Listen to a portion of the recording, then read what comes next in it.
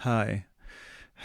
I do have to apologize for the podcast being late this week. I did travel and was out of town, but I am Mr. C of Iroko Critic, and welcome to Nollywood Film Club podcast. And we have another discussion this week for you on the podcast. No film, we're doing another topic. And I am not the host of this conversation. Is a villain, a regular villain of Nollywood Film Club. And Vanessa, I'll let her introduce herself and do all of that, obviously. But if the hosting abilities, I can vouch for the conversation. But if the hosting abilities isn't, what the perfection you're used to coming from me, cut her some slack. I think she's trying. She's coming up. She's coming up. She's trying. Okay. But yeah, this conversation is one of those ones that um, I, I'm not even in the best position to speak about, and just I have my ideas, and I am in the audience, and I do come up as a speaker, but like there are people who have been consuming certain have been consuming Nollywood for some of them longer than me. That would be someone like Elizabeth, and there are people who just have been on the receiving end, and because of their experiences, have a much more deeper take than I could um, um, sort of replicate in terms of the discussion of the day. All right, I knew this when I met Mrs. C. She was the one who started introducing me to some of the aspects and some of the nuances with this. But so shout out to her. But in this, you're gonna be hearing conversations about some of the favorite female characters throughout Nollywood, some of the least favorite characters. We'll talk about tropes and trends. I'm always, I'll take up any opportunity to bring up the dark ages of Nollywood. So you're gonna hear some Blackberry Babes shout out. Um, there is a specific part of the conversation where we talk about Shantytown. That was one of my faves. You'll see why. You can guess why. But enough of the waffle. Please, I hope you enjoy Nollywood Film Club discussing female characters in Nollywood. Okay, we begin. Hi, everyone, and welcome to Nollywood Film Club. My name is Vanessa, and I'm your host this evening. And I just want to let everyone know tonight's going to be way better than all the film clubs that you've ever been because Mr. C isn't here. He's only listening, and I don't know how better I could get than that. Today, today we're discussing female characters in Nollywood. The ones we love, the ones we hate, the way things have changed. It's a whole thing. And unlike regular film club where we do the good, the bad, and the ugly, this is going to be more of a general conversation. I will try to guide the conversation as best as I can, but I'm not really putting any restrictions on what can be said and what will be said. We're just going to let the conversation flow as best as we can. Um, and so to start it off, our first, I thought we would start off on something pretty simple. I'm hoping it's simple, that we can start off, not too much gang stuff. Who are some of your favorite slash best female characters in Nollywood? And you can also throw in who your worst is at the end. And I don't mind, you can reach as far back into the archives as you want to. Or you can was here first, I'll let you kick off the conversation. So going back into the archives of my brain, I like Genevieve's character in Letters to a Stranger because I think that character was well written, especially for a romance movie. Um, as always, what about I like Niedo's character because I feel like she's like the best type of Cinderella even though I don't want to compare her to Cinderella because Cinderella, I have issues with how people interpret Cinderella sometimes. Um, I also, this is one of my favorite characters. I still don't remember the name of the movie, but Liz Benson was in this movie and she played, it was a twist ending where she was like the the villain, but she wasn't completely the villain because you at the end of the movie you understand why she did what she did. She got her vengeance, but throughout the movie, you think she's the good wife and everything, and that is still one of my favorite character because it was the first time I ever saw like a more complex female character written. Uh there is another what is this two play for two? I think it was Decore and oh, Decore and what's the name of that guy that is now like a is an actor. Is now in the Lagos representatives government, local government thing.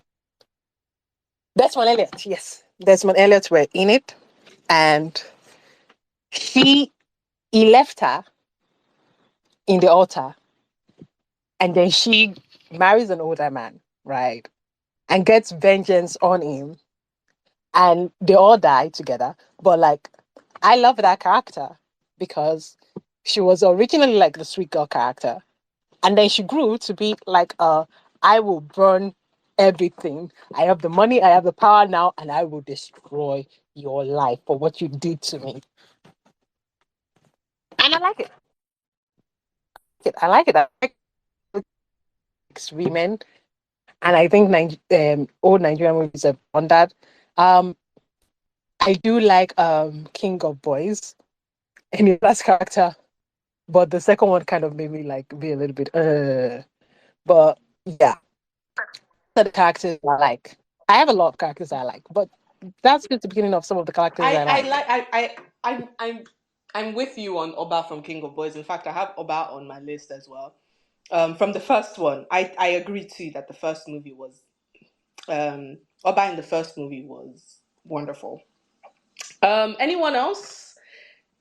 Anyone else with their favorites? Then maybe we can talk about some of the ones who were the worst. Let's talk about my favorites. Yay! No, Amazing. but I was second. Sorry. Okay, fine, Okay, fine. okay. Yeah, sorry. Thank Let's do you. order to this. Fine. Hi, ladies. I was practicing Hi. this song when I was waiting for this space to come on. I was singing, "Oh yes, it's ladies' night," and I wrote out Love to all see. my my Love to things. see you, Mr. C. See? Okay, let me start. Okay, now the first one that came to me was Abuja Connection. Okay, Eukarya. I can't pronounce her last name. I'm so sorry. Our auntie, and the second auntie in it that is so like mouthy. Who's this? That is so like mouthy, and like so like. Why do I like this ladies? Let me tell you something. The reason why I like this thing is that. I can't remember the film, but I love boss ladies when they're trying to like do tough wars or they're organizing their babes, they're doing their connections, they're moving things. So yes, I really liked Auntie Eukarya and the other lady. I really wish I could remember her name at this moment, but yeah, hot lady. The next one, Patience Ozoko, or very, I know that people are going to say this. Any mother-in-law role, at least where she's causing commotion, it was always fun to see her on screen. Yes, she was annoying when she was playing her characters, but please, like to be a mother-in-law and to be known as that, like in all these roles, like when I was growing up, that's what we knew her for. I didn't even know that she could play like good lady roles. Do you get me? So I felt like I liked seeing that character or her in those roles just based on the fact that they always try to portray women as good, good, good all the time. Okay. Another one, Incest character in Reloaded. Reloaded was made in like 2006, I think. Her character was married to Ramsey, who was cheating on her, and she was so troublesome and so funny. And she was always like making his life hell based on the fact that she knew what he was doing. And what I liked, because I watched it when I was quite young, and I was like, oh wow, like she knows that her husband is doing all of this. She's tormenting him, and as she's doing that, she's preparing for a divorce. So there was a particular time when he came back home from work or something, and he found out that the house had been sold and she had moved out. And then later on, we found out that she was pregnant. And I was like, that, wow, that you're pregnant, everything you've left, the marriage. So I really like that. And she had good chemistry with Ramsey in that film. Reloaded was so funny. Which other one? Genevieve in the breakup. I talked about the breakup that time we were talking about love. I liked her in that role because she was playing this two can play that game kind of thing. So, and I loved when I see like women on TV like being on top of their dating game. So she helped her friends who were going through difficulties in their relationships, and they reached a point where they were now being wicked to their guys, which either led to a final breakup of their relationship or the man acting better. And then it got to a point where even her friends were advising her on how to act with her own guy, and it just felt empowering for them. So I liked seeing that on TV. Next one, Shola Shobowale and Tony Tones as Oba, both the older version and younger version. Once again, strong women, determined, badasses. Oh yes, we're talking about underground stuff, but I love seeing women in underground roles and positions. I'm a Queen of South kind of girl, so I really love to see that energy, and it was just amazing. I also loved Adesua in King of Boys as well. I liked her character as well. And I also liked her in that one that many people didn't like. What's that one that had she was with Kendi Bankole and Dakare. Blood sister. No, Ink Blot. Which one? That has part two. Part one was in. Oh, Set set up. up. Thank you. Set up. Yes, set up. Why? Because obviously they were fighting. They were doing secret agent kind of stuff. They were doing all these like mental things, and she was an overachiever. And then at the end of the day, after that whole heist thing or whatever, she was recruited to work for the CIA or something. I like those kind of roles, and I really like Adisa when she's just being a feisty fighting girl. But I really liked her in King of Boys. Yeah, that's me. Thanks. So much, Fi. Thank you. I'm Elizabeth now. I'm excited for this because I know Elizabeth is going to reach it. So the thing is, okay, I've not put a lot of thoughts, but off my head, try to look at the female archetype that I like in movies. So I'll start from Checkmate. So Ego Boyo's character in Checkmate was amazing. When I watched it when I was younger, I probably could not grasp a lot of things. I mean, well, let me say like politically, I just liked the character. But watching it again, I watched it again 2017, like a couple of episodes, and there was something that stood out to me was that when Amaka Igwe made this, she was like 20, what, 23, 24, and Ego Boyoto was like 23, around the same age. But one thing I realized was that I like female characters that have agency. That is one thing that we lack in Nollywood. We don't know how to give our female characters agencies, right? We want them to be, just a single character, right? Like just one dimensional, and things happening to them, everything about them is happenstance, right? They just fall into whatever it is they are falling into. Things are happening to them without them using their own hands to cause these things, right? We're always trying to maybe put like a sub story or something. So I really liked Ego Boy's character in Checkmate because you could see that she wasn't trying to exert herself as, oh, look, I'm a female, I can do better. It was like, look at me, I can do better because I'm better than you, my brothers. Like she was basically better than her elder brother, and like I have a good head for business, and I think I fit this role, and she went for it. And even with Shegun Kadiri's character, Ramsey, sorry, it was RMD's character. As much as they tried to put this fairy tale, wasn't exactly also fairy tale. But by the time she was getting married to him at the end of the entire Checkmate, it was because she recognized that this is a business decision that she had to take for her family, something close to Pride and Prejudice, written by Jane Austen. It was something like, I like you, but you were very mean to my family, and I would rather not marry you. But I see the potential in marrying you because if I marry you, we can put our wealth together. She made a decision, not with her heart, but with her head. But it is a decision that she had to make because she had agency, right? And not because, it's just written like it should be like that. So I like that character. I liked Violated. I also like the character. Again, I like Egoboyo a lot. I like the character Egoboyo played in Violated. What's that her name again? I keep forgetting. Where She was working, so it's almost close to fairy tale boy season, because she was also dating RMD. We didn't see a meet cute because the film just shows us that they're already dating. He's a rich son of a conglomerate. His mom owns a bank and other businesses. She was a shop girl. She was working, and she goes to night school to write exams. I think she went to uni or something. As at the first scene, we could see that she was still working as a shop girl, even though her boyfriend works in a bank, right? Because she wanted it that way. She got a job with the bank, but she had to tell him that, I hope you know that it's not because of this that you got me this job, right?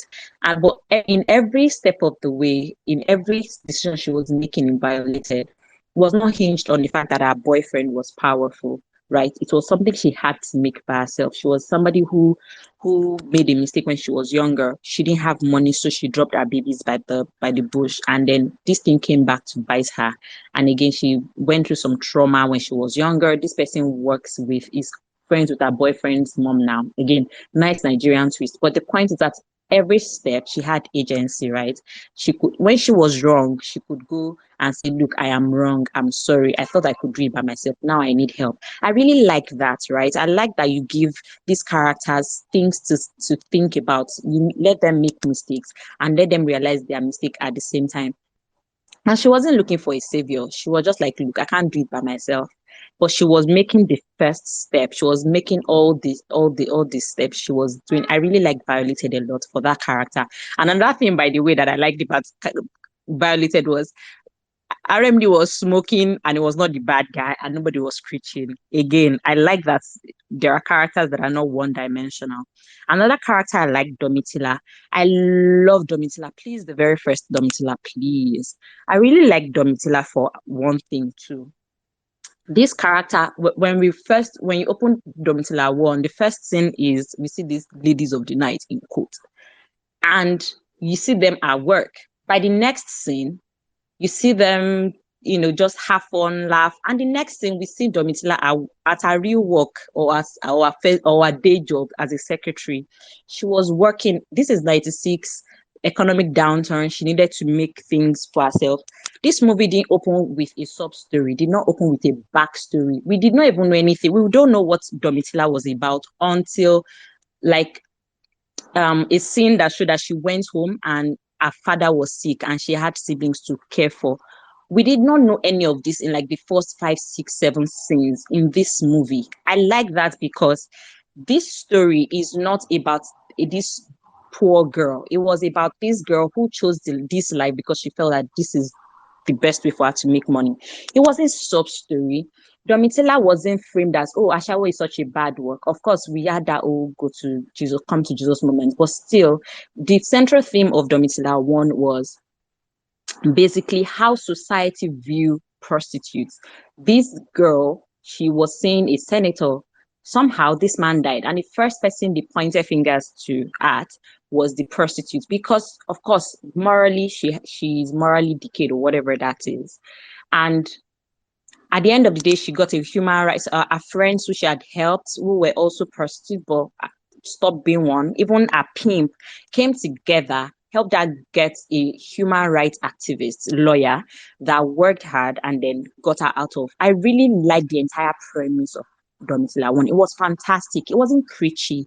It wasn't saying, no, don't be a prostitute. No, it was basically saying, look at prostitutes. They are humans. They are Nigerians. Why do you think she's the bad person? Why did you think she shot at this man? She liked him. He liked her. They were together. He was going to leave his wife. Why did you think she killed him and for what? But because the society says, oh, look, this is a prostitute. She killed the man. Now, juxtapose that with whatever Domitila 2 is. You see the difference, because you see that back then people were telling bolder and braver stories. I really liked that female character in Domitila, and I was very grateful that they didn't make her out. Oh boy, my daughter is here. They didn't make her out to be. They didn't make her out to be an helpless person.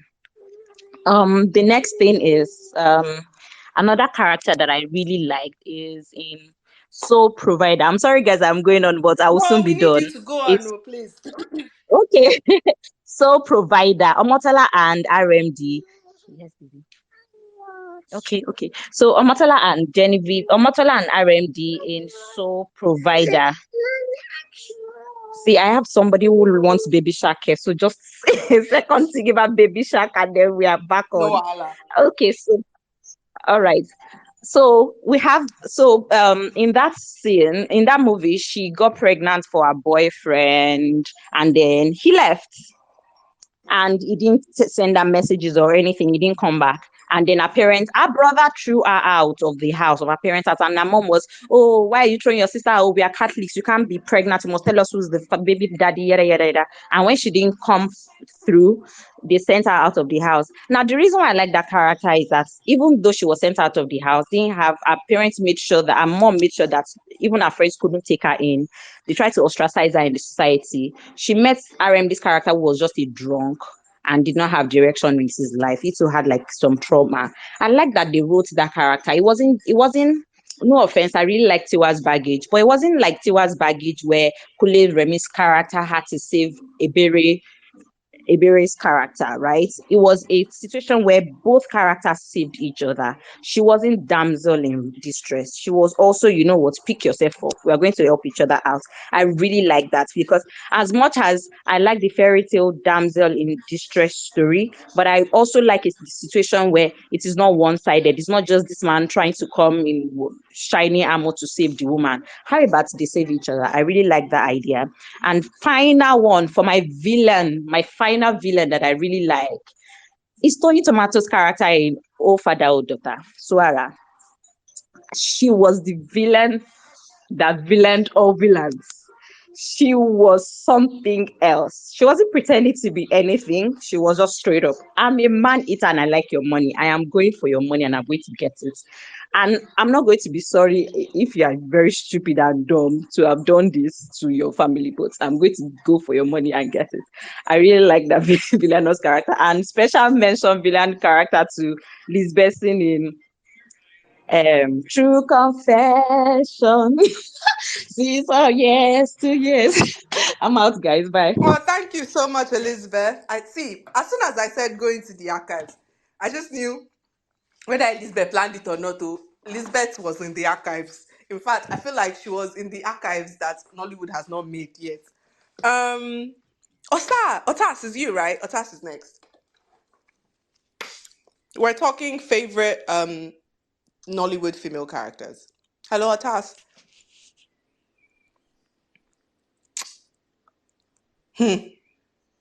Is Mr. Musk pulling a fast one on Otas again? Okay. I yeah, Otas seems to have disappeared. That's fine. I feel like everyone's pretty much done like a really good job at stating who their favorites are. I'm with Mo as well. I have Tony Tomato and Oba from King of Boys as my favorites. I don't know what that says about me, but I really enjoyed uh I really enjoy Shola Shobowale as complicated characters, complicated women. Her in Oba that character was so well written. It's probably one of our better written female villains, you know. And I guess that's why a lot of Nollywood is trying to model the character after that unsuccessfully. But no shade. But Oba is one of my favorite. But more recently, the women on Amazon Prime's Beyond the Veil. Something about the way those girls are written, especially because this is northern a production based in northern Nigeria and about northern women and about Muslim women. The potential for that to have gone awry was very high. But the way these women were written, beautiful, honestly. Um, Many a scenes existed where there were a group of them and there was not a conversation about a man. And to me, once that's been done, I feel like Nollywood's done what needs to be done. Rarely do we have movies with a group of women and in Nigeria, in Nollywood, where they sit around and all they're talking about is men. It's so annoying. It's like these women have lives, and this show did a really good job of showing these women's lives outside marriage and societal pressures about being women and all of that. And it was just really nice that we saw them at their work, we saw them at other places in their lives. Something about that just really sat well with me, and it made for a much more enjoyable show when all the romance and love stuff was happening, because then it didn't feel like this was just a convenient romance. It felt like these were people who I was seeing falling in love. So those are my favorites. I feel like nobody mentioned who their worst were. I guess everyone was really excited to say who their favorites were, but who do you think is some of the worst female characters ever written in Nollywood? I have how to start. Okay, Elizabeth, go on. The women from Go Blossom, on. the women from Blossom, all I of dare your them, back. line I them dare up. your back. Every single woman from I dare your Blossom, back. hold I'm them, fully behind you. tie them to something. I don't know what was going through the writer's head when they wrote those women. They are the absolute worst. They are the absolute worst. And second only goes to the people that wrote this current or last season of Unmarried. Oh my God. Yes. Hold them. That was on Tie my list. That every was on my single list. person up. Tie every single person up. Hold them and don't let them go. Arrest them. Take them to party, because I don't know what was going through their head. It is very annoying, right? Because when I started watching On Marriage, I had watched like other countries' episode. Okay, not other, just I'd watched South Africa's own, and so then Nigeria. And then at the same time, I was watching Kenya's single KRC and the Ghanaian one. I was just trying to see what each country had to offer. I thought second season of Unmarried Nigeria was even stronger than the South African one. I thought it was awesome. Third season, I was like, you guys now, how far?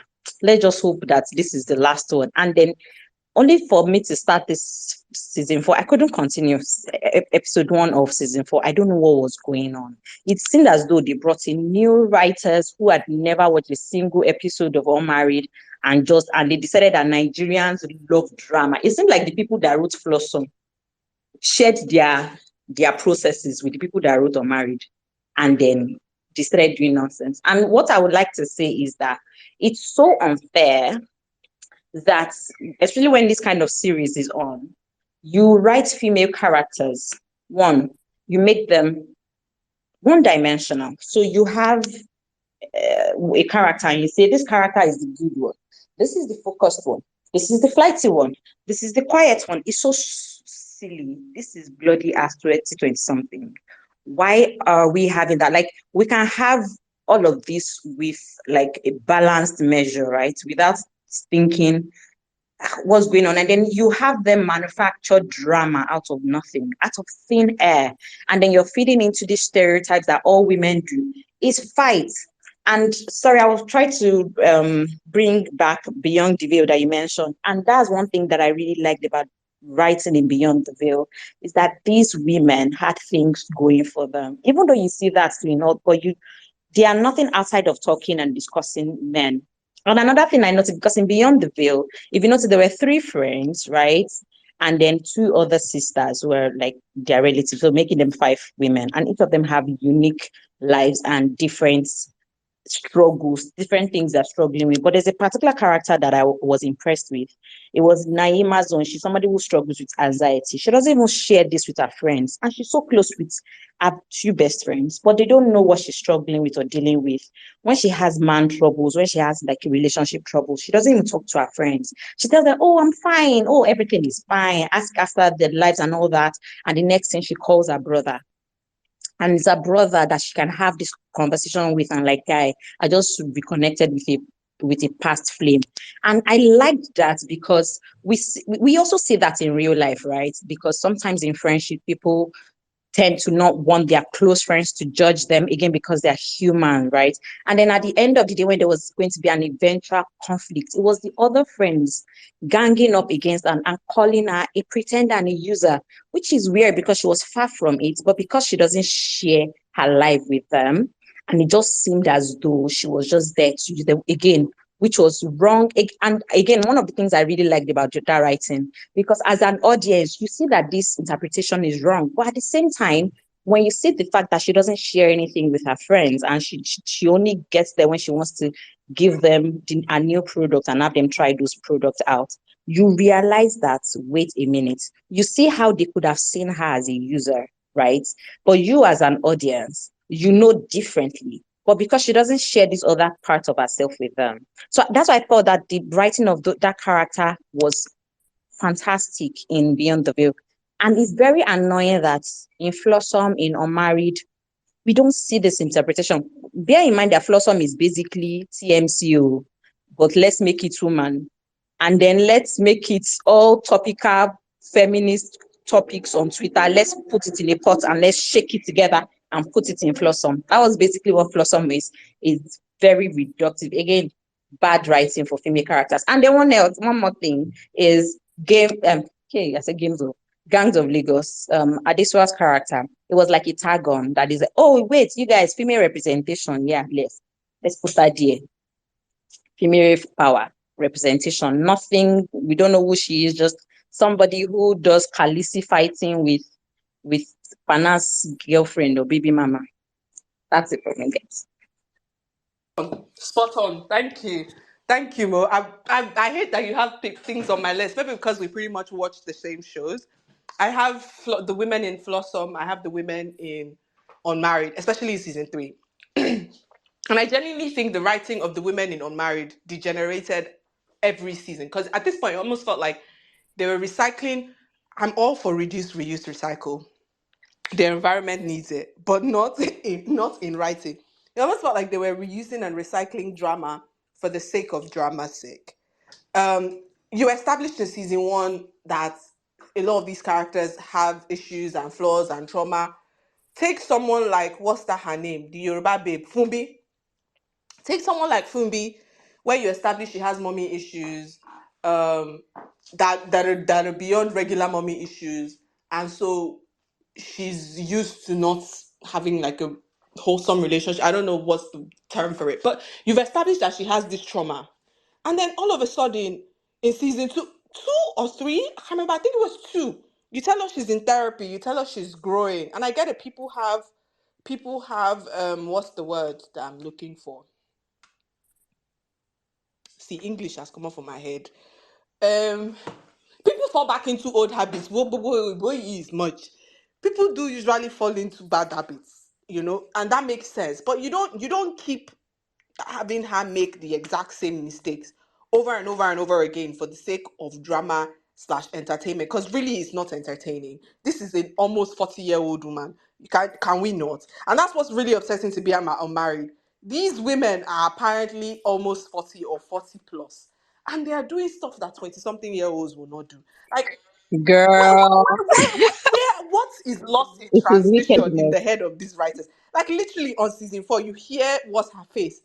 Um, Nengi say, I'm almost 40, for the reason why she can't date that brother. And I was like, oh, so you're almost 40. It didn't seem like people knew that if you were almost 40, you were behaving like the way you were behaving.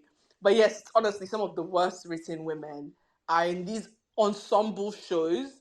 And it's so upsetting because I feel like these ensemble shows are supposed to be Nollywood's love letter to female characters. At least that's how they come across. But honestly, they just end up being really, really, really bad portrayals. Who's next? I know Onyekon was before Fai, so I'm just gonna give Onyekon and then Fai will speak, and then Aduke will tell us her plays after that. Hey, okay, so as look, I don't have access to Beyond the Veil, and I am really upset about that because you guys are speaking of it so well, and I want to watch a good ensemble drama. But with that said, the one I want to call out is I'm not saying all Yoruba movies do this, but there is this one, I think Mide Martins, right? The queen of yelling and being in misogynistic uh, Yeah, the Yoruba cantankerous movie. character. Like some of our Yoruba movies are just like interchangeable in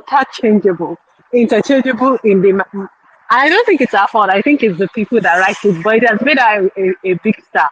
So she is getting from it, okay. But like those female characters, like literally the one I'm gonna call for is the one that she was in with Pasoma, and that one is the most. I think it's the most horrid type of character ever. Horrid. Because all she does is yell. A lot of people are complaining about people some actress or actor in our movies yelling once in a while. No, all she literally does was yell, and I thought she was talented because that thing must have taken her a lot of energy to shoot that entire movie, and that movie was went on for hours upon hours. She yelled. It was an unreasonable portrayal of a woman, a jealous woman who doesn't want no woman to touch her or something. So much so that she's yelling at the sister, she's yelling at the mother. Does that make any sense, my friends? Does that make any sense? It makes no sense. That writing was probably there was probably no writing, but it's also it comes from the female characters that I'm just here to insult, not insult. Let me back down. Comes from men who have issues in their own life, which we may be talking to women, and then they put it on screen. And some women act it out because they're just actors and they need to make money and they need to become popular.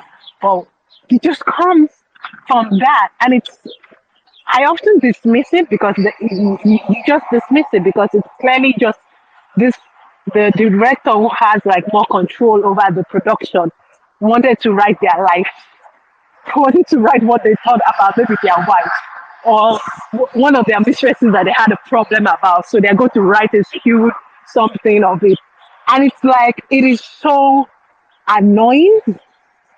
It is so, it is annoying because I'm like, why are you putting your own problem on my screen and then you're making me watch it and you're going to now make it seem like all women are like this. And it's horrible. It's not even a character. It's just what is the word for like it's a caricature. So that's the one that I just that annoys me, hicks me to no heaven. You guys have already talked about the group ones. That one also annoys me, but this one hicks me. Like it touches my soul sometimes. I'm like, oh. So that's the one I want to put there. The other one too, it's like the opposite version, but it's still the same thing. It's the sweet one, the one that allows you to just punch her anyhow. And like she'll be like and that one is just I think Mr. C called it the virtuous woman thing. That one makes no sense because I can believe that there are women that are like this, but there's like reasons for why they're like that. There's truly reasons that has to do with like you can explore their internal motivations, internal reasons of doing it. Sometimes those internal reasons have nothing to do with the man. It has to do with more of how they feel and know about themselves, right? You can write a story about women that is like the virtuous woman that allows this guy to go do whatever the heck he wants and be entirely focused on the woman as a character. But no, this is a man writing out his fantasy of what he can do, and the woman will still love him. And it's a fantasy of what we think of what some people think of love is. And those characters, I say, and they particularly put it on women, they don't particularly put it on men, are the worst types of characters, female characters in movies, in Hollywood movies. It's just the worst. It's just a reflect. It's a dream reflection that does nothing beyond like the main writer or the person that is in charge, the author of the film vision of a woman, or is writing down his issue that he had with one specific woman on screen, and then we are being punished by watching it. They are punishing us. Like, I didn't do nothing to you. Why are you punishing me with this? That's what I feel. I don't know if anybody gets what I'm trying to Yeah, say. no, for real, I get you. And that's almost a good segue into like the next thing we're going to talk about. But I'm gonna let Fi tell us who her worst is, and then Aduke will tell us who her best and her worst female characters are. Then we will make that segue because I feel like it's a very interesting thing that happens in Nollywood. So Fi, could you tell us what your worst female character in Nollywood is, or are, if you All have right. multiple? Okay, yeah, I do have multiple. All right. So my first one now. Any woman that has to settle with a guy that they keep accosting, that keeps accosting her. So my first one is Sugar and Before Valentine. I said this during the romance discussion as well. The whole thing of her storyline being part of, or her storyline being about acquiescing to a particular guy based on the fact that he has this persistence towards her despite her not being interested. So yeah, I don't like those kind of tropes. The next one, this one that I've held with me since I've watched it. Iritidol's character in 50. No, no, no. For me, I felt like she was grown, she was rich, she was a powerful woman, she was a renowned surgeon or medical practitioner, I can't remember. And I felt like it just felt disgusting for the character's strengths to be largely shadowed and then reduced by her being like a sugar mommy on the side. I was disappointed. I was disappointed with, sorry, I'm just not here today. I was very disappointed by her character development. I loved how they showed her sexual liberation and stuff, but please, why couldn't she be dating the 60-year-olds that could match her accomplishments and her bank account? Younger me could understand why a 20-something-year-old character should be running circles around her, taking her money, then sleeping with a younger woman in her own bed. I just wasn't there for it. I feel like I'm tired of seeing supposed strong and powerful characters having their storyline be tainted by their relationships with men. For it to now be someone way younger, I was insulted. So that was another one. The next one, Arolake and Saro. Oh yeah. I didn't like how her fate was written at all. I would have loved for her to have had a more empowering end, please. I didn't like that it was about repeating cycles. I just hate that thing. It triggers me. And I just felt like it could really have been more powerful if it was about her, if she was the one that was doing this thing. If halfway she realized that this is not the life that she wants to live and she took the power in her own hands and then left. But I didn't like how her character was written. The next one, incest character in Shanty Town. That's all I'm going to say. Shalewa in Shanty Town. Shola Shibowale's character is Sole. Because what is Shola Shibowale? Why did Shana Shivali end up being a woman that was a kingpin? Why was she? How? You know what I'm saying? Next one, Kate Henshaw's character in Blood Sisters. She got the hell out of me. Kende Bankole's character in Tainted Canvas. Yes, I did not like her. Kambili. Once again, the whole revolving your story, because let me not lie, I'm laughing because I remember how Vanessa went on about Kambili last time, so I'm trying to hold myself. But the whole revolving your story around getting married, which also shows how women are prone to settling for the guy who isn't really good for her. But because she thinks that this is her only chance, she holds on. The guy that Kambili was interested in was annoying as hell. And it was only when she became big that he came back and he was still annoying. Yes, he was. And I was just pissed off that that was a character, that was an option. You get me? But it yeah, that, and then think about Flower Girl as well. She had that guy who was even nasty. Who was even nastier? Both of them were annoying, but you can see that those characters were hoping to get married so quickly, and they were holding on. They were 30 or something. There was a big age there, and they were like, I have to get married, I have to get married, that is my only chance. They were dropping hints, they were doing what they could, and they both got dumped before they went, and the guys came back when these ladies seem to have moved on and seem to be more successful. So yeah, those are my characters. But I have to bring it back to Yuriti Doyle's character in 50 because I've never been given the chance to say how much I didn't like her character. I just didn't like how it was written. I just didn't like how she had so much promise in terms of like character development, and it just made it seem like she was just a small girl. It's called 50 for a reason. That's all I'm saying. Thank you. Thank you so much, Fi. That was a really good list. And I'm with you on Kambili. I'm not going to go on a tangent because I'm hosting. But yes, Kambili, God so that everybody yash that wrote Kambili. That's all I can say.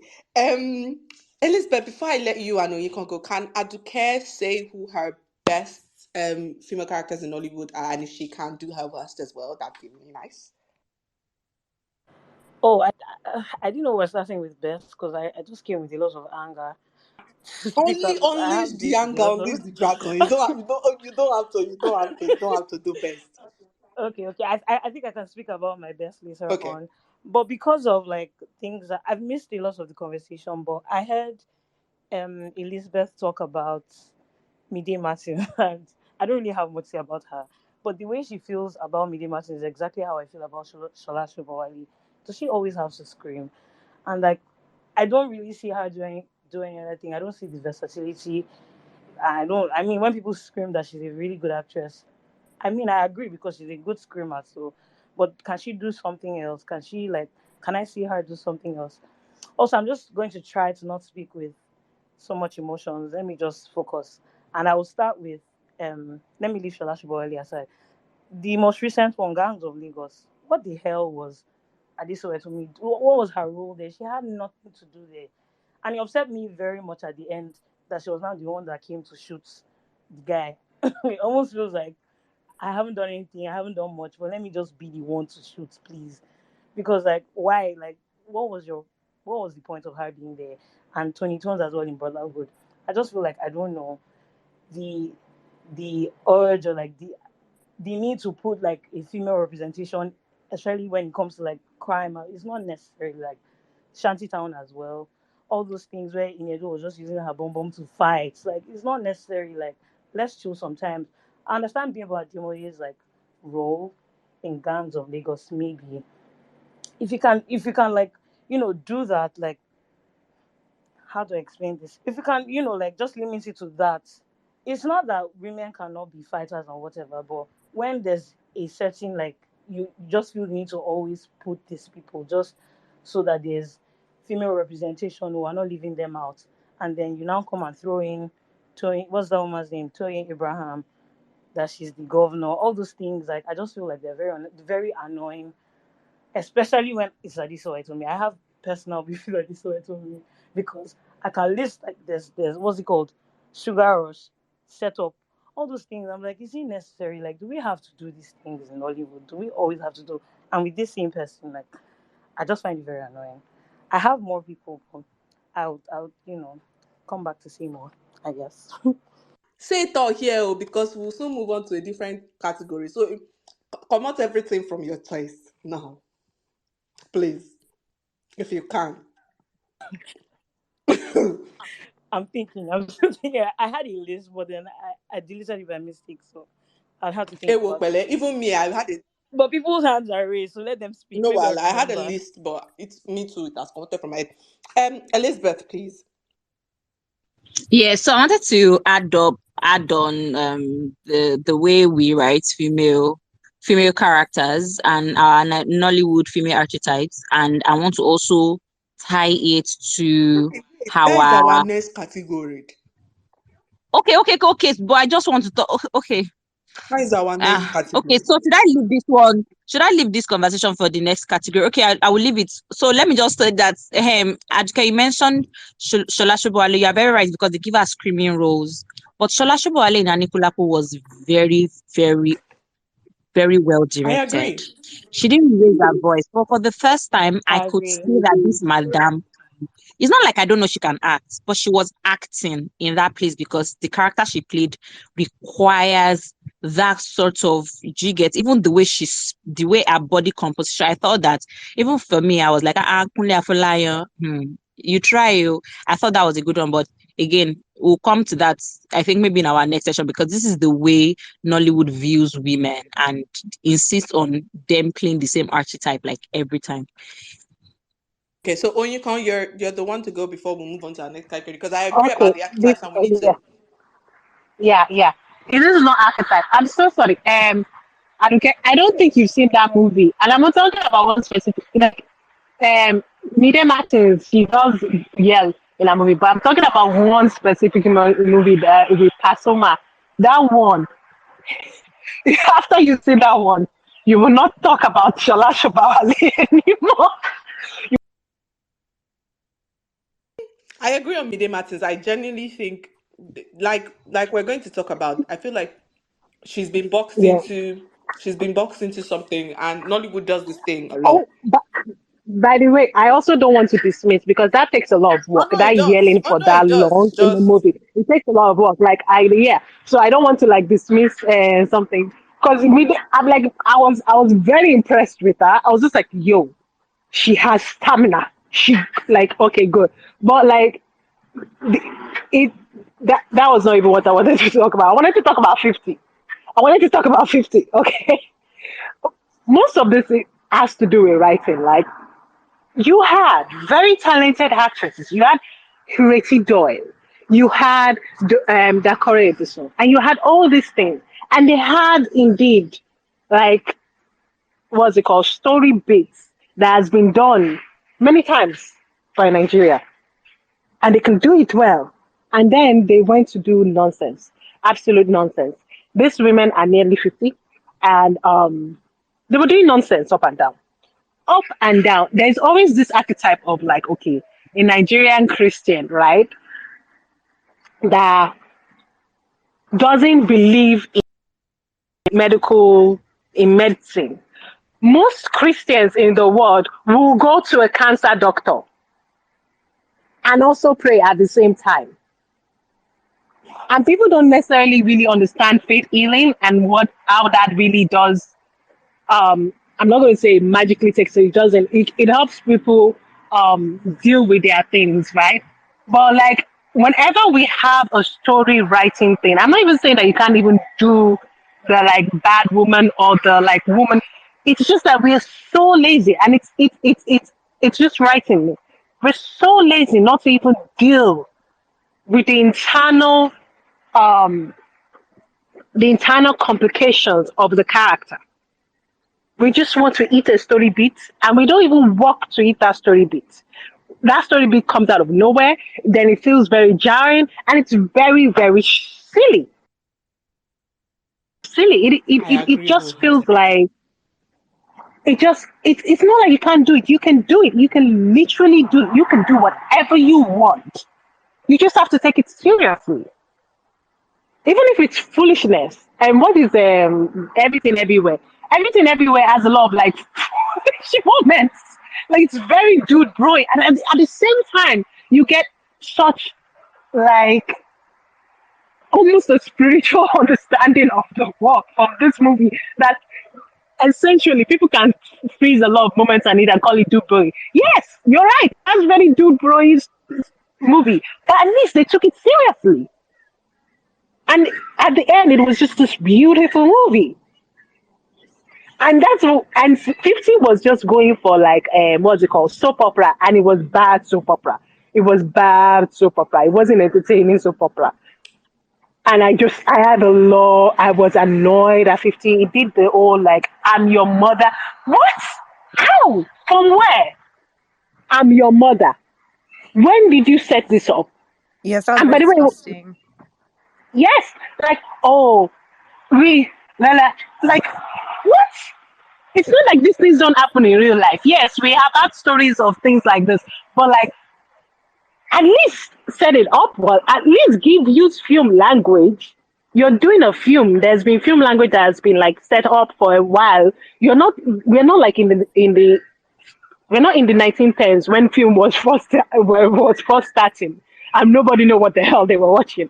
We have film language. We know film language. You can use that. You can at least do those things. You can do something.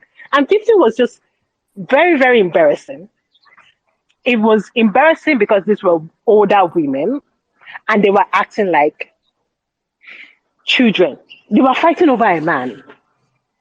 Eh? And it wasn't even reasonable fighting over a man. Like sometimes there's reasonable fighting over a man. Like, oh, access to this man gives me access to resources. What was the name of that book? The book. Oh snap! This I've forgotten the book. Like they were fighting over the man, but they were fighting not because they loved the man, but they were fighting over the man because access to that man gives me resources. That's like you could do those things, and these are like 50-year-old women, and they are fighting over a man. 50-year-old Nigerian women, and they are fighting over a man just because of I love. agree on Nikon. Where have you ever seen that? Where have you ever seen a I 50-year-old Nigerian agree. woman be like, But let's move on. Let's not be no, like there's a we're beating reason. this horse dead. Let's Sorry, don't mind sorry, me. Don't sorry, mind. I just trying to sorry. 50 I annoyed know me. I'm Oh, with you. 50 I'm with you. annoyed This was me. me with the romance and Kabili. I'm with you. And thank Okay, you for let me reminding calm me. I just down. remembered one of my least favorite Nollywood characters. And it's in Mr. and Mrs. I think that's what it's called. And I think it's going to segue into this our archetype thing. It's that thing of, oh, she's a virtuous woman who's going to fight for her home, despite the fact that the man doesn't deserve it. and she should be fleeing. And it was this whole thing of, oh, she's gonna get him back, she's gonna get her lick back. And then all of a sudden it became this, I was doing it to save my family. And younger me, when I first watched that, I was like, oh, she's a badass. But then older me was like, no, that's silly. Why are you in that house? Why are you doing this? You're all this game playing for what? It was so ridiculous. At the end of the day, it was all just serving the man. At the end of the day, nothing. There was no comeuppance for his actions. It was all just to, at the end, get this man. Why is the man the prize? I genuinely, it's really one of my least favorite Nollywood characters. But on to the next thing, segueing onto our archetype conversation. Women in Nollywood, safe to say, have always been written under like a larger archetype, and through the many phases of the industry, these archetypes seem to have remained. You know, from the wicked mother slash mother-in-law to the modern slash 21st century wife, the good girl slash virtuous woman. Sometimes it's the good girl who grows into a virtuous woman, and the bad girl who apparently smokes, drinks, and fornicates. How have let me start with, what are some of the most annoying archetypes to you? Because I feel like all of them are, but which are some of the worst archetypes, and how have they held back our storytelling and the portrayal of women in Nollywood? Or how have they helped the portrayal of women in Nollywood? And have these archetypes evolved? What's the current state of how these archetypes are now? Because I still believe they still exist very fully on in Nollywood. They're just being written differently, even though those archetypes are just like the overall umbrella under which women are written in Nollywood. Who wants to go first? Elizabeth. Yes. You should know that I am actually, this is a very passionate topic for me. So our favorite archetype, okay, so first I have to start with, we don't really have a lot of filmmakers that are female centric in the way they view opinions. Now, I'm not saying that they don't exist. They probably do, but not in the way, let's say, Amaka Igwe was. And Amaka Igwe wasn't trying to do any PSA. She wasn't trying to pass any message, right? You won't watch it and think that she's trying to pass any message in a way Flossom was just horrible. You can see that she's just treating her female characters as human, right? With the same agency that the opposite sex has. So I would say that in the 90s, when we started having people like this guy that made Nebue, is that his name? Yes, Ned Nebue. Is it Ned?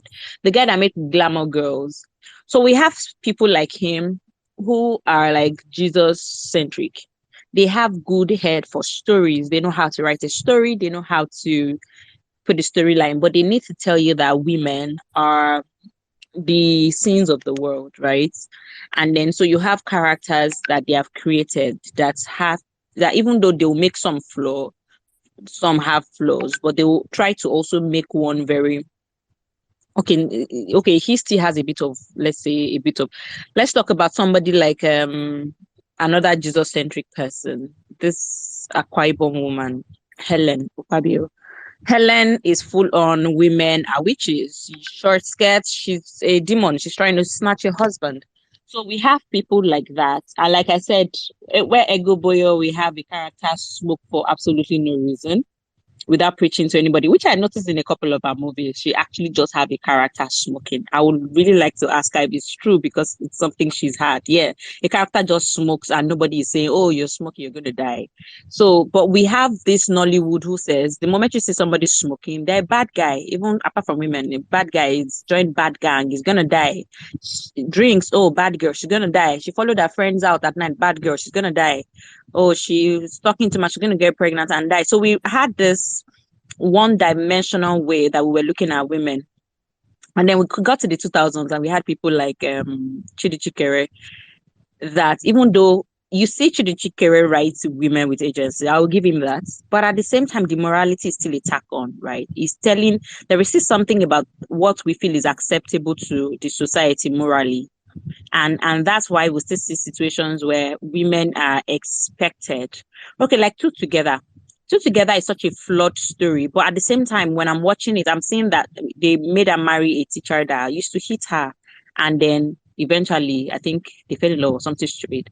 But in the plot lines, you realize that Chidi Chikere did not let him have it easy. I don't think it would have happened now, because all through the plot line was them constantly reminding, and then there were people standing up for Genevieve's character, standing up in the village saying that this guy has done something bad, reporting him to the head, to the village chief. You can see that nobody was rolling over and saying, just manage him, he's your husband, in the way we have it in Yoruba movies and some of these Asaba Wood or Enugu Wood films. So as much as I felt like maybe for the times, the way Chidi Chikere was writing, but notwithstanding, it wasn't exactly one dimensional. But I think now what we have now are just one dimensional characters. And maybe because we are also trying to imbibe, like, we're trying to borrow a lot of Hollywood tropes and we're trying to transpose them to the Nigerian reality. Now we don't know how to write characters anymore. And it is weird. Why? So I'll give you an example. And I like to use this example a lot. I have a thread on it. Blood Sisters, the original Thelma and Louise that was sort of like fashioned after. In Blood Sisters, one thing that was in Thelma and Louise, while we had these two characters accidentally kill a man, but there was a sort of character development where we see that these characters, on their journey to running away, they sort of like rubbed off each other. The one that was sort of like reserved started, opening up more, and the one that was all over the place, she had a trauma, and that's the reason why she reacts the way she does. We understand this character, and by the end of the day, when they started making horrible choices, sort of like when they started going towards full crime in quotes, it wasn't because, while in the beginning they had a reason to kill them, more like an accident, but it was also still like anger to kill somebody. This one, there was no reason. By the time they were doing bad things, they were going in there with their decision, like, we made this decision, we are going to rob a bank.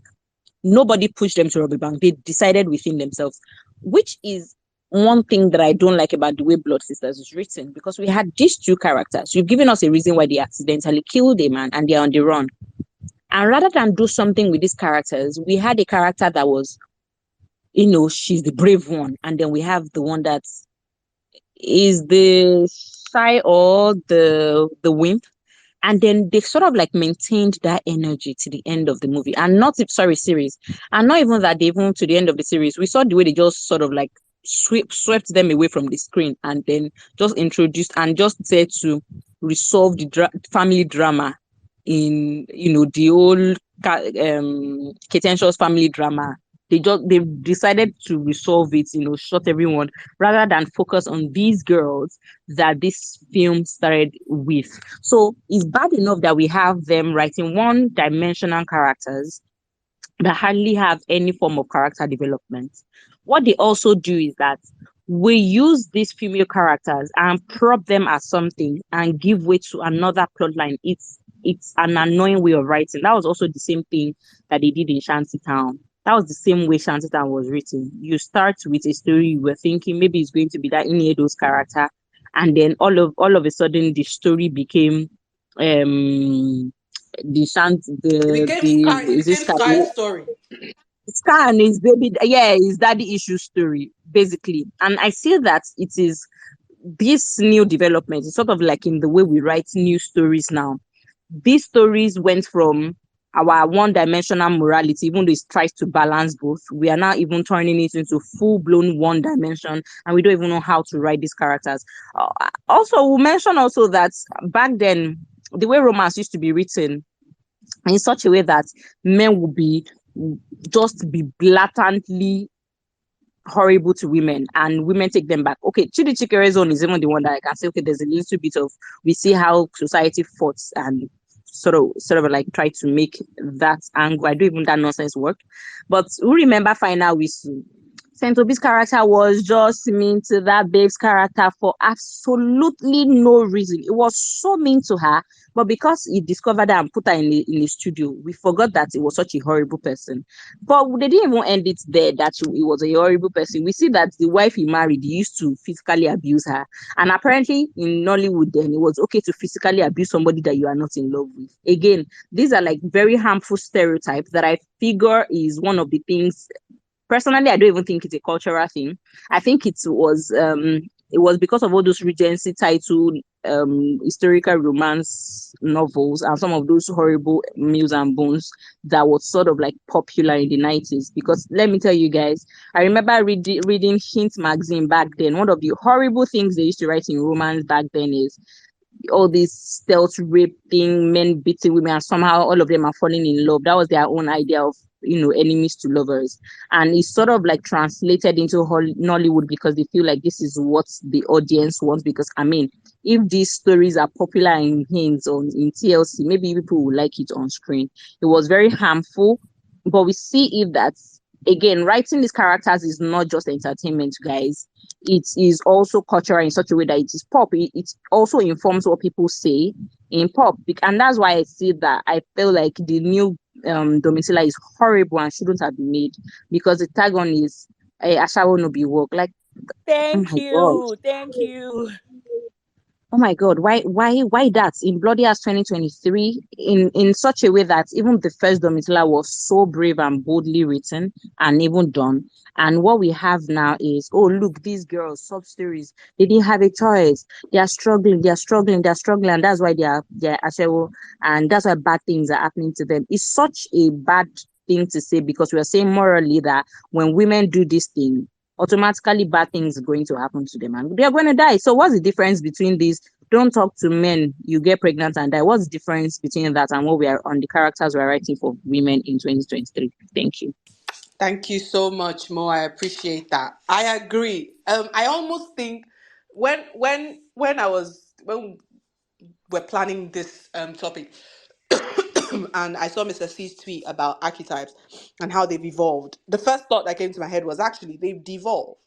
Some I don't know how, but I genuinely think older Nollywood, and I'm not counting the dark era of the 2006 to 2012, 2015 era. I'm talking 90s Nollywood seemed to be a lot more brave with how they wrote women. These archetypes were in full swing. Don't get me wrong. They were in full swing. We had the wicked mother-in-law, the modern 21st century wife who wanted to work, and whatever, that was a bad thing in some ways. But we had granted these archetypes existed, but it almost seemed like they were a lot more brave and a lot more, what's the word I'm looking for, in the way they wrote women, you know? It almost feels like now it's just devolved. And I know Mo has mentioned the one no so many times, but it genuinely just feels like they just go, yeah, she's a bad girl. That's it. It don't finish. And it's like, no person is just one thing. And it almost feels like these writers, I guess the transposing thing from Hollywood, but it almost feels like Nollywood filmmakers have forgotten how to write Nigerian women. And I'm not just because at the end of the day, this is unique to our experience and our industry. It's not just about writing women in general, it's about writing Nigerian women. Because we're informed by a lot of our society, we're informed by the life that we lived, we're informed by our lived experiences, basically. And we're informed by the books we read, by the schools we went to, by the people we hung out with, by the things we heard in school, by the things we heard in church.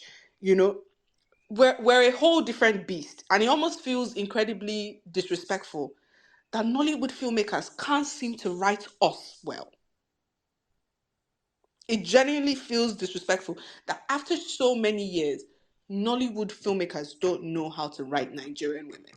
It's sad and it's disrespectful. Or you can go next with regards archetype.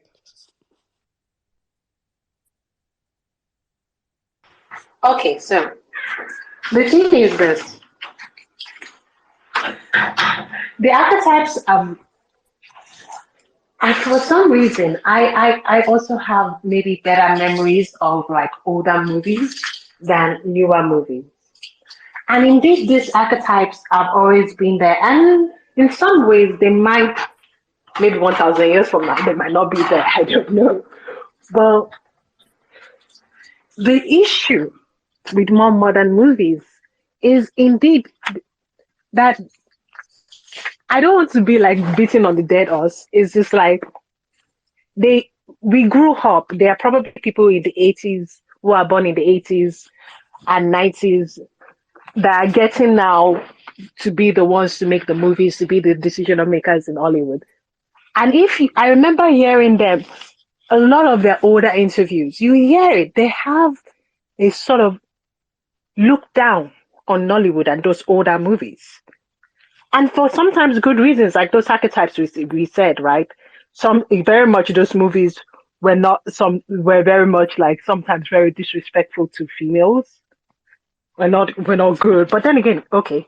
And also they were not necessarily the best production wise, which is a lie, because come on, if we see some of the production of modern days and we compare it to some of the production of the 90s, you look at it and you say somebody was more competent with the few things that they have than this one that simply said that has better technology and does not really know how to do the things very well. They seem to just be making American movies. They literally seem to just be making American movies. Literally.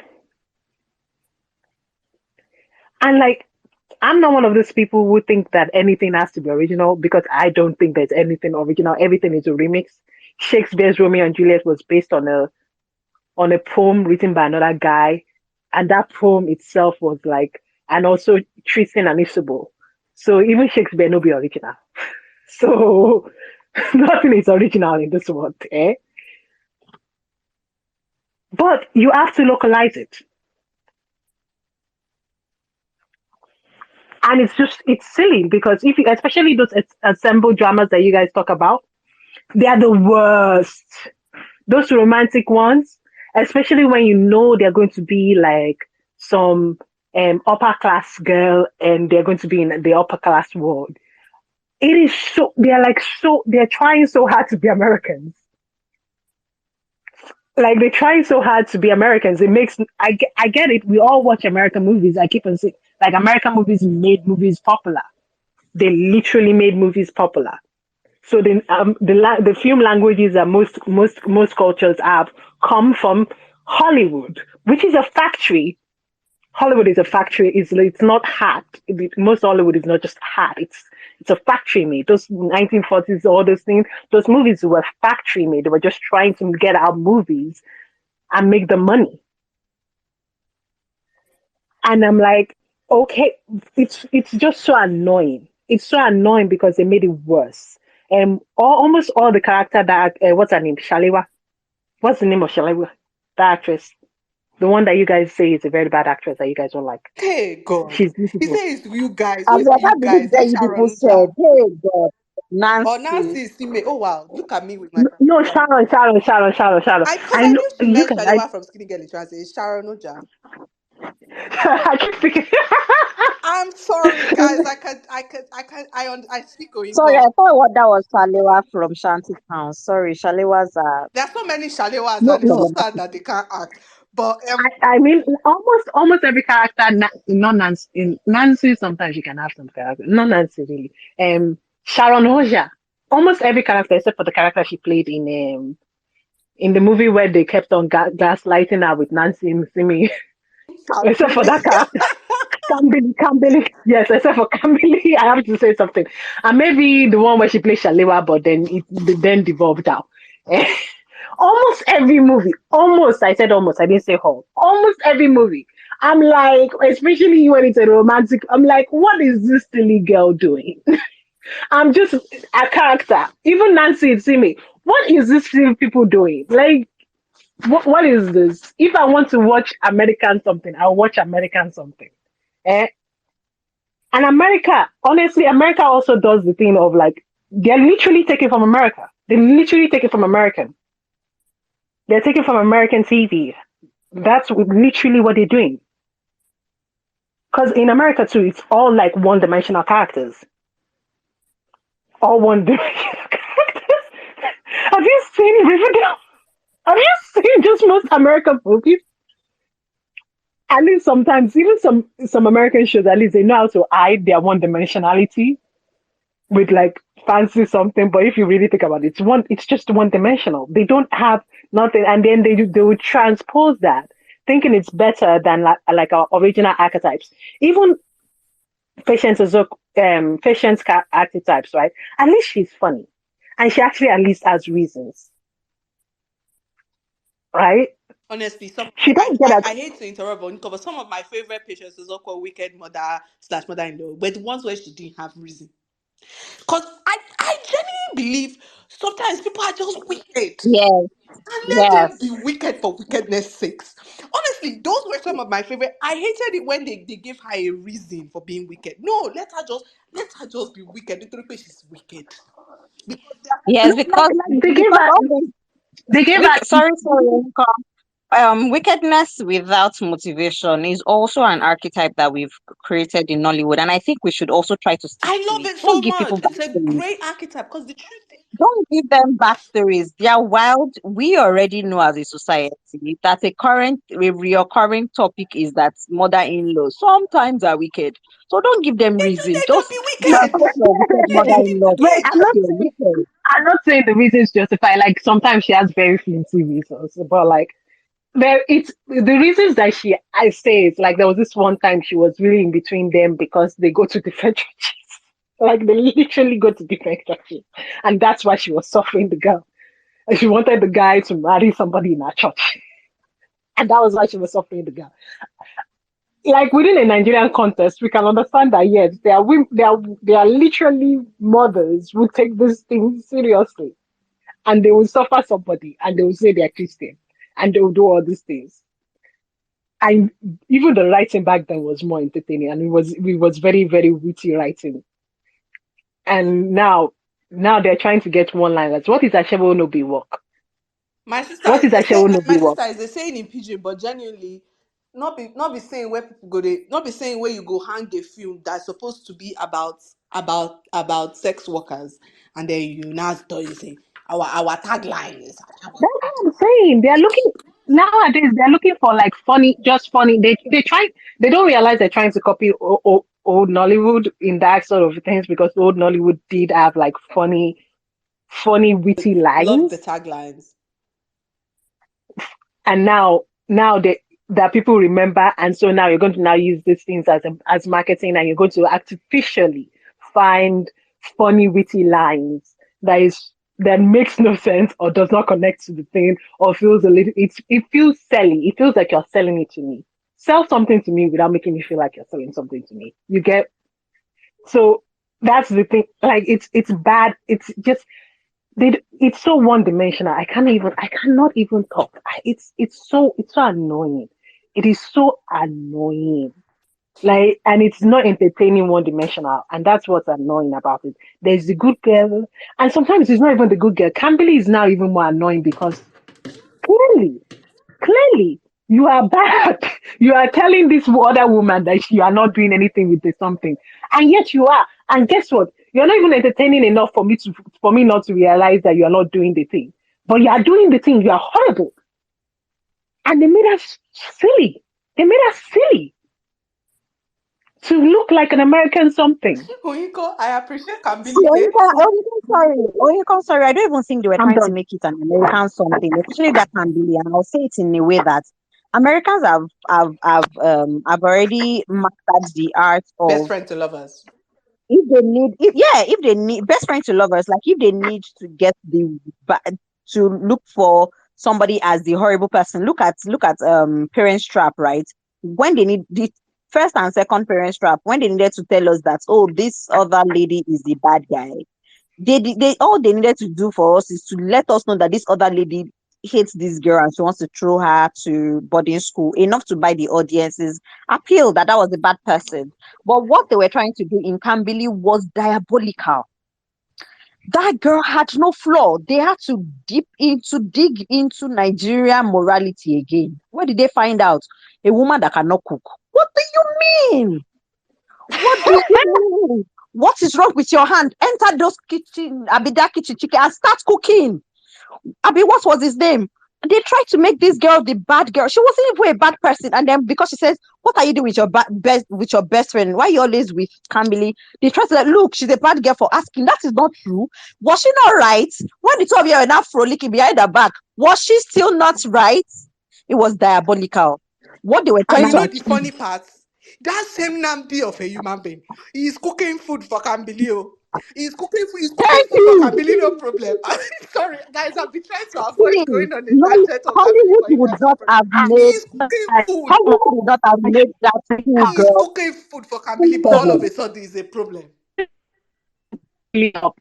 I'm trying to say essentially is that we always had those horrible those um females have always been written badly because hey Hollywood made everything popular and like Hollywood and America is just as misogynistic as any other place. And females always had like the archetype of you have to be the one to sacrifice, you are if you move anyhow, you're something. And Nollywood also had that. But now in modern day, to run away from old Nollywood archetypes and just old Nollywood production and the jokes that we had about Nollywood. A lot of this, and also because they grew up with access to American movies over, they're copying what they best, but they can because they're not as talented. Thank you, Inka. So I'm gonna let Fi go. Sorry, because we have a So list. There's Fi and Aduke, and all of a sudden, Mr. P. that, Mr. that, P or that's Miss. the I end. hope it's Miss C that wants to talk because it is Mr. So I will just mute you. But Fi, please go ahead. All right. Hi. Okay, so these are mine, right? My first one, I also agree with the people that mentioned this bad girls that smoke and drink, but these bad girls that have a near death experience, which converts them to a good girl. I want to see bad girls that are bad. They drink, they smoke, they party, they live a great life, whether it's by making that money, falling in love, both being in community, etc. Because women have options, and I would love to see and eventually make films about bad girls that win in life because I really want to see more archetypes like that. I don't even think that they're being written well. It's like maybe they start off right, but it falls out halfway.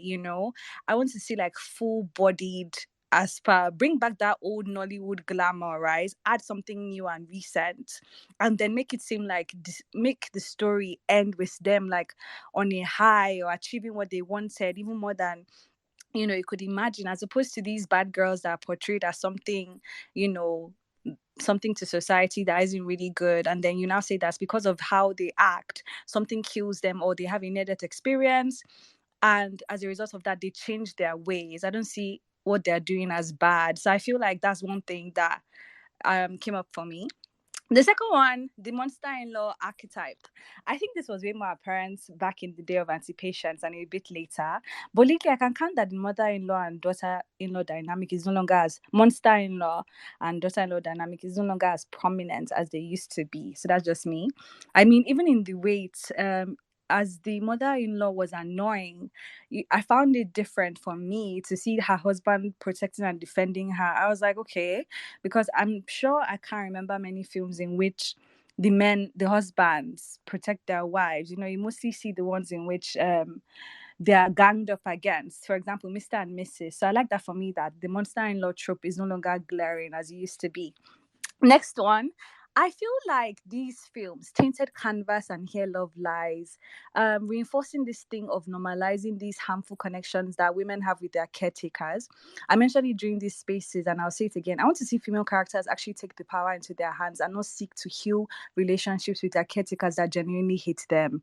I feel seeing female characters go back to the people that caused them abuse is a harmful narrative for real. Why not show women that break free and create generational healing? Think about Dakore's character in 50 and the conversation with her mother. She told her mother her father raped her. And she found out that the mother knew all along and wanted her at the age of 50 to continue to sweep things under the rug. Come on now. What was that storyline? Once again, the topic of sexual assault is addressed like in Hey You, but there isn't proper vindication. We need to see better than that and have better storylines when it comes to these archetypes. Last one. the hopeless romantic archetype. Is there a way female characters can be written without being portrayed as desperate? We have About 30, we have Flower Girl, we have Kambili. I would love for it to be that, we have a strong female character. She's a hopeless romantic or hopeful romantic, but she's sharp and logical in the love. You know what I'm saying? You can like romance, but you can still have a spicy way of going about it that is intelligent. And I would like to see more of that. Yes, I'm turning 30. Yes, I'm knocking on 30's door. I'm not yet married, but I'm fine. I'm good. I have my girlfriends. I have my family. I'm doing my thing. I'm making money. As for like adding that layer to the story, and then as she's minding her business with that intention of wanting love, the person comes to come and sweep her off her feet. Hello, why are we having characters holding on to men that are not really good and treating them well just because, oh, I'm about to turn 30, I need to get married as soon as possible? So that's what I want to see from me. Thank you. Thanks, Fi. I really love Fi's organized list. Aduke, are you ready for our archetypes? No, I'm not. I feel like everybody has touched on what I would have loved to Okay. see. See, So you're giving let me Mr. C proceed. opportunity to speak on this. I hope it's Mr. Free. Okay. The people behind the Rocco critic, you can go. It is me, oh, it is me. This no man in this space. How? It's What's ladies' going night. on here? Fi said it. It's I've ladies' come night. to I I've come to spoil it. Wow. I'm coming to ruin it here. It's my male opinions on female characters in Nollywood. All right, let's go. Let's start. All right, so I guess it's actually fascinating listening to some people, but some of the things that the dark ages, which it seems like our host just wanted to just skip by, Because they are dark ages for a where reason. where the babes, you know, Blackberry Babes, obviously a masterpiece, but the characters in that is the characters in that are very very bad. But like it started, it's so amazing that was so popular. It started this trope of all these women who were going to be so shallow to do things for something. So Blackberry Babes was for Blackberry, and I actually haven't seen Facebook or Twitter Babes, so I don't actually know how. I don't know how that one works out, but Homer Babes. I think I saw Homer Babes. The Butchie Babes is the one that I really want to see. That sounds like a good time. But there's ages where that's something. Some of the I understand what a lot of people have said about old Nollywood being like better with female characters. And I think I have to agree. There were just a couple that were kind of bad. The original Glamour Girls, especially part two. So with part one in the original Glamour Girls, some people may not have seen the original Glamour Girls, but they're all sort of basically. I felt like they were all women who were doing what they could do in a patriarchal society, and they were like sort of queens, to be honest. They were running stuff like, yeah, oh, all these men, they want to sleep around. Well, they were gonna do this very intellectually and like systematically and do, but the moral of the story is that all of them like sort of like die or something, something bad happens to them. That's how it ends. But like if you take away that end, they're actually very rich characters. Like I think something like what Elizabeth was sort of talking about, like how old Nollywood, even when they wanted to do their sort of their misogyny back then, like it was still it still was based on like the lived lives of the female characters, something like that. If I'm paraphrasing poorly, I apologize. But Glamour Girls Part Two, you see, Glamour Girls Part Two, that's a different era. Glamour Girls Part Two is just like it feels like a film made by an incel. I can't even. It's women who are just like so shallow and some of, I guess, well, I think some part of it is the woman being a businesswoman, to be fair, opening a prostitute ring in Europe. So maybe that's something to celebrate. But what people like Eucharia's character ends up what Eucharia's character ends up doing is just like the typical, I need to snatch a man from some other woman, and it's just sad. Anyway, but Old Nollywood had some bad ones, but I agree generally, because I think that's just in general with the storytelling, because like people, and honestly, they had a different way of doing it back then, because they used to spend like 4 or 5 hours. Because they spend 4 or 5 hours telling a story, you actually feel like you're getting to know actual people. Whatever they it's like, whereas in new Nollywood, because honestly we've changed the structure of how we do things, new Nollywood tends to just move from plot point to plot point, and they don't really care about character or the people and how they get to do it. But there definitely are people who I would I think some highlights from the female characters in the original. Honestly, it's not a lot of people's favorite, but I really like Neka, the pretty serpent. I like her. She's a boss queen. She's a bad bitch. She comes in. She's trying to fuck men up. She's like the original femme fatale. Like, she's the OG femme fatale. She's Lemanya was a banger. Like, oh my God, if Neka said Lemanya to you, you were done. You were done. And I loved it that she was just going around, and she had her friends. Though she had her friends who she'd gossip with this with, because I guess you always need the friends in these things. But like, I loved how she would. She had all this power, but she still needed to like gossip with her friends. But these days I think KOB, like a lot of people have said, that's my actual Oba. Toby from Gangs of Lagos, hashtag not my Oba, is a pale imitation of what an Oba should be. I really like Shola. And by the way, a lot this is something I wanted to make a video on back in the day. But a lot of people think that Shola's performance is very just shouty in King of Boys. And the scene that I would always recommend you to go watch is when Shola goes with Adesua to meet Akin's character. I can't remember his name in that film, but he made when she starts shouting, he's like, "Who the hell do you think you are? Remember your place." And there's a obviously she had done her Shola shouty thing, but you have to remember, like, she's a woman in a man's space. Like, it's kind of how she behaves. I would think that character generally behaves. And so to like almost catch herself and like know, there's a hierarchy to this and I've just messed up, and watch her like take herself back. Oh my God, I really, really love that performance. I love that scene. And that's a scene where people go, "Oh, she's just shouting," throughout.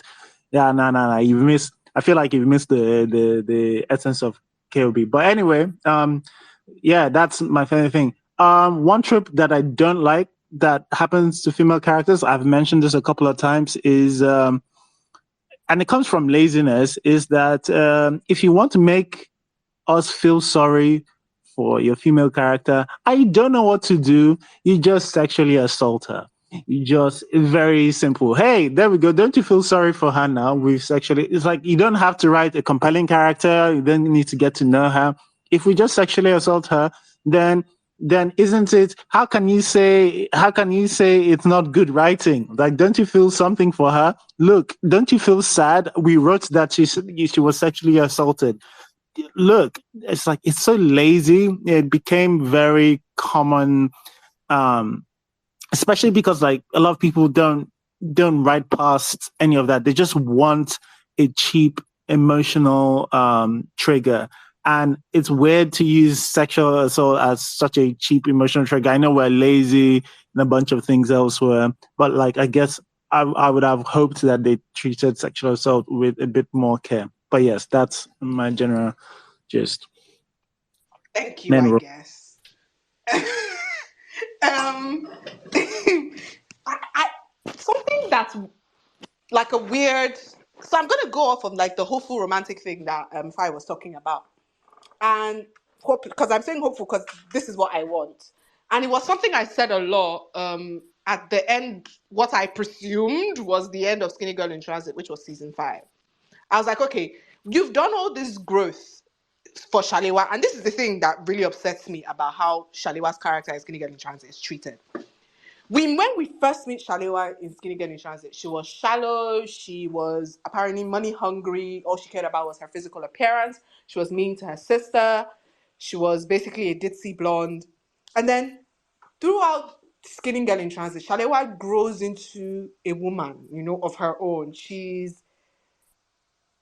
Maybe it's based off of the stuff that she went through with Maxwell's wife or whatever. But she's grown into this woman who wants to make her own money, who wants to find real love beyond the material, who cares so much about her family and her sister, and is ready to go to bat for her sister, especially when the whole thing with what's that his name? Fabric. When the whole thing with Fabrice came up and she went to fight for Tewa with Mide. And we've grown with Shaliwa. Genuinely, I grew to love Shaliwa because of how this character was, treated. I was like, okay, this is character development. I don't think I've seen this in a while in Nollywood. And then, by what I presumed was the end, when Shaliwa and Mide got married, I was like, okay, fine. You people should just push Shaliwa and Mide and Tiwa to the side. What I once said from Skinny Girl in Transit wasn't Skinny Girl in Transit anymore, but was a Shaliwa focused series. I genuinely wanted a Shaliwa spin off where, especially because towards the end of season 5, she was kind of in like this weird topsy-turvy situation with Mohammed and the issues they had with differing religions and how that was going to affect their relationship. I genuinely wanted it to end where it ended. And I wanted it to be Shalewa figuring out life as a young 20-something-year-old babe heading towards her 30s in Lagos. Single girl, living life, figuring out love, developing friendships. I wanted to know Shalewa beyond being Tiwa's sister. And no, instead, Ndani put Shalewa in an abusive relationship where this girl who we grew with went back to a man who slapped her because I'm confused. And then they gave us this whole thing at the end where she was like shouting at him, and I think they thought that was going to be like It's all a for the scene. drama. They thought that was going to be the scene of the season. It was like, no, that's so dangerous and risky. Like, how do you go into the house of a man who is abusive to go and shout at him? Like, I'm confused. That was not empowering by any means, and it was just a really horrible performance by Sharon Oja. And I just felt like it was so horrible what they had done to this character who we had grown with, who had become a woman of her own, and then they just messed it all up. And it's that whole thing with women wanting love. And then by the end of that season, there was that weird little smile thing with Muhammad. And I'm like, why are you going back to a man who cheated on you? It's like, what are these people doing with Shaliwa? Sorry, I just needed to go on a Shaliwa rant. Another archetype that really upsets me is, and I think it's a combination, Mr. C, stop laughing. I know I go on rant. I think it's a combination of that whole good girl and bad girl thing. It's the Madonna Hall complex. And I don't know if it's a carryover from the Hollywoodification of Nollywood, but it's very apparent in, I don't know if it's Inblot or whoever made it, but Hey You. That the Madonna core complex was so glaring in Hey You, it was honestly disgusting. We have this supposed sex worker who is apparently um Mother Teresa because she cares about the kids, but somehow she's doing this for the kids. No, sis, you're not doing it for the kids. Let's be for real. And then, of course, they threw in a random sexual assault scene from nowhere with no vindication. And it was this whole thing. And I don't know, something about how they marketed the film as well just felt very objectifying. and quite frankly, just disgusting as a whole. And then come to find out a woman wrote that character. I yeah, yeah, yeah. But I'm going to give Oyuko space to talk, but that's my segue into like our next category. Do we think that female filmmakers slash writers write women in Nollywood better than the men do? But I'm going to let Oyinko speak because she has her hands up, and then we'll go into that next category.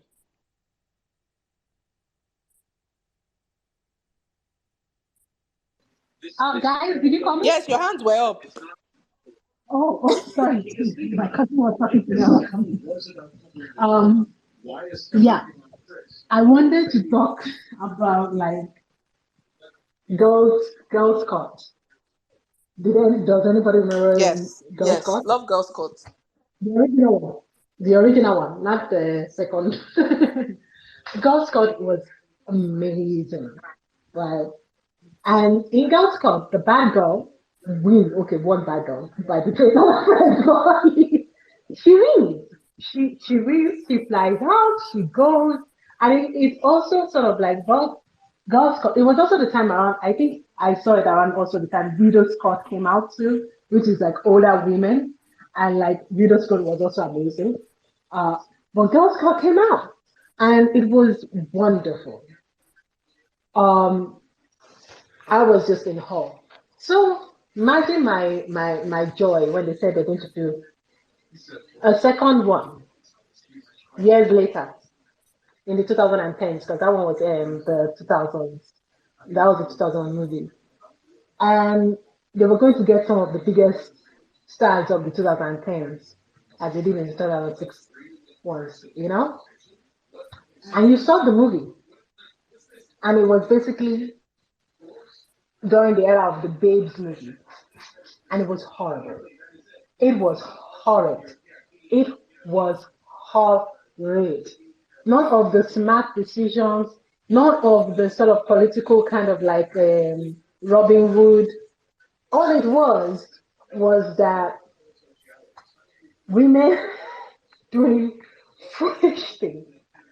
Foolish things. It was just like women are like wrongs girls, wrongs girls, wrongs girls, you know? And I want to connect this to something, right? When a certain musician decided to be talking about more things, more social issues in the world, in the country, one of the social issues he decided to talk about, instead of the economic situation and the social structure of everything, was Ron's girl. You get what I'm saying? The reason why we keep coming back to Ron's girl, although yes, prostitution happens in Nigeria, I'm not even saying it doesn't, it happens all over the world. The reason we keep coming back to this, like prostitution, prostitution, prostitution, and we never seem to even, as we are progressing into the 21st century, we seem to be giving less and less, less and less um, humanity to the prostitute, to the person that we decide is a prostitute, right? We seem to be giving less and less humanity to the prostitute. Because in Girl Scouts, they were doing something that could definitely be called prostitution. But that movie gave them humanity, gave them something way more than just necessarily doing the prostitution. And it seems even in that movie, the onus that movie puts on is on the men more than it is on the women. Or maybe I'm just interpreting it like that. But it gives space enough for you to interpret it that way, right? It also admonishes the politicians, right? And then as we get more and more and more and more into the 21st century, when you think there's supposedly progress and we have a more like complicated understanding of this thing, we keep having the most silliest, and we make these women into caricatures of our moralness, of like, oh, they are the things that we have to throw away. And even Shantytown too. The prostitutes never work to help their own self. It's somebody from outside that is Victoria. What's her name? Was her name Victoria or Elizabeth? the name of the actual character, Victoria. You know, it's not Victoria. She's a worker and all that stuff. It comes in and saves the women, right? We just keep on getting worse. And so I'm just asking this. This is the question of like the archetype, the prostitute archetype, right? It gets worse. It's getting worse. The Christian, the one when we had like overly Christian and overly moralized, at least was more compassionate to those characters than what we have that is not connected to religion. It's more of a circular thing, right? It's more secularized. Well, the more secularized one seems to be quite mean, quite awful, horrible. And well, my my house is falling apart, I guess. Bele. Hold on. Guys. But yeah, I agree with you. We're going to move on now to the female role. My cousin is okay. Bele. Sorry. But thank you. Um, like I was saying, Hey You really upset me because when I found out that a woman wrote that film and basically wrote that character, it was like, okay, so if we complain about how men portray women in Nollywood, and we think a woman is going to give, create characters with agency, create characters with care and respect, treat women, female characters in Nollywood with care and respect, but that's not the case. So I wanted to ask, do we think that female filmmakers slash writers write women in Nollywood better than the men do? Elizabeth, you can go. I see your hands up. Yeah, so let me just say what I think. I'm not, in fact, at this point, I don't think so. The only person that I've seen with a lot of intention is still Amaka Igwe, and I think it's actually very sad that, okay, not actually only Amaka Igwe, I'll come to that, but somebody who was bold enough to just put in female character in their movie without trying to play anything with, just make them as human as possible, 360 wise, is Amaka Igwe, and that shows in almost every single movie that she made. She's always trying to talk about, apart from that, a central theme, sometimes speak to like a social topic, around that period. She just puts in her characters and then just gives them agency to act and behave as they should. And I thought that, she was a fantastic writer and she wrote to me well. Another person who is not, again, Domitila, it was written by, I think, Zebejuru, and he's not a woman, obviously not. But if you wrote Domitila in such a fantastic way that it, it makes me wonder why we've not had people dare to write bolder characters like we should be having now. So I don't know. I don't think I have sufficient data to say women write characters well. I know that Lola D writes female characters in ways that I can relate to. And she removes that old misogyny thing because she also gives them agency, even when she thinks that they should behave poorly, like in brief. What else? Another person with a Memi song, I'm not sure where she's at, because I think that because she also sort of like writes and leans towards, Christianity, like the religion angle. Sometimes you feel like these characters are brave. Again, you see it also in when Uduak song also writes. You like some of these female characters. Other times you're not exactly sure.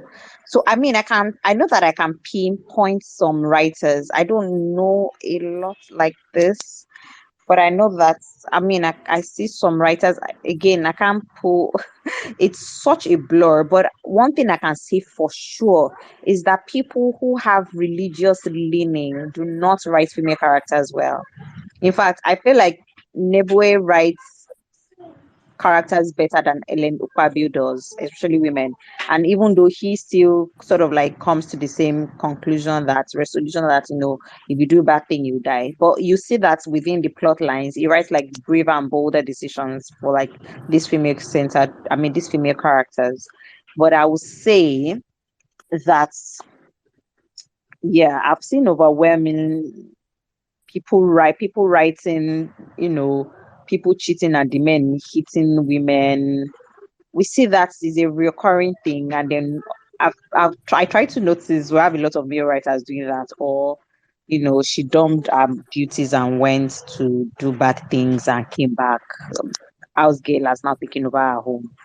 In Yoruba movies, especially, there are a lot of men writing these stories in Yoruba movies. So I really don't have the data to say this, but I know that most times when I really like a female character, I like to go check who wrote them, and I'm always 80% right that they're written by women. Thank you, Mo. I'm on the same page too. I think there's not enough data. The reason why I mentioned this was because sometime last week, after Gangs of Lagos came out, sorry guys, I was so hungry I had to find something to eat. So that's why I sound the way I sound. But sometime after Gangs of Lagos came out, there was a barrage of tweets about, female filmmakers taking the charge and making like what's considered good films in this era of new Nollywood. And so that's why this came up. And again, I think a lot of it has devolved as well. I hate that the point of reference that we have for someone who's consistently written good women is someone who'd made films in the 90s, who is no longer with us. It's like, how has this devolved to this extent? You know?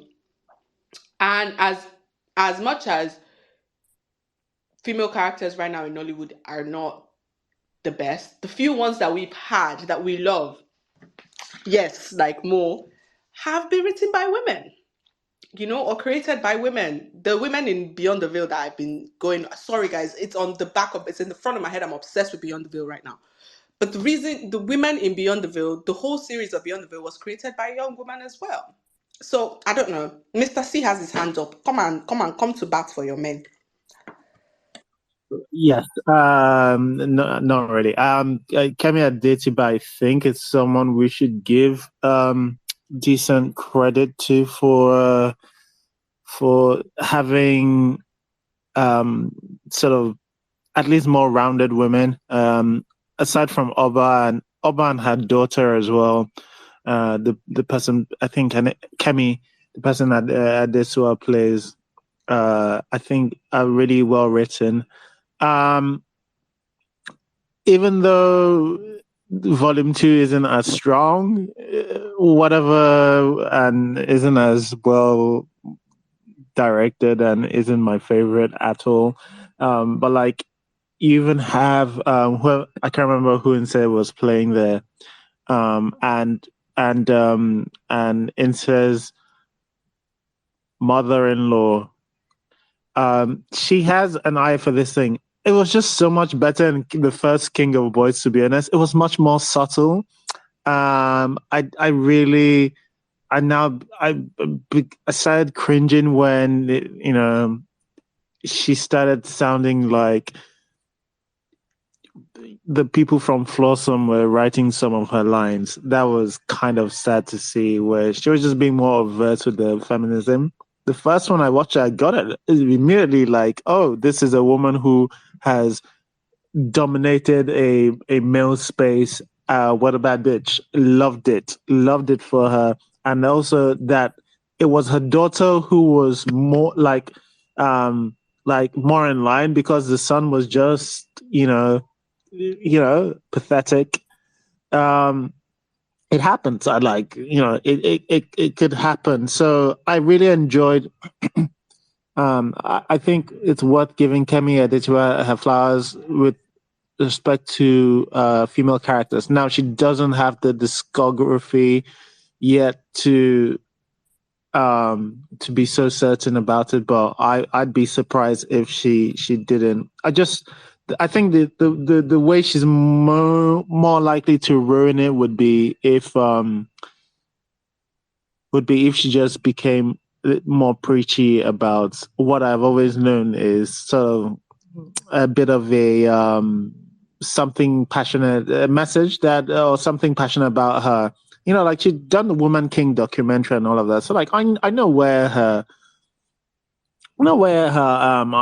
ideas lie, and where where her heart lies in. And if you read about her story, you sort of understand why.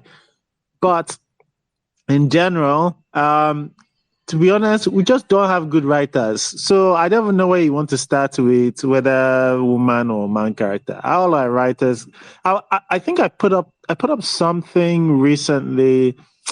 I put up not recently, maybe last year. I put up a thing going, who are the best writers we have outside the auteurs?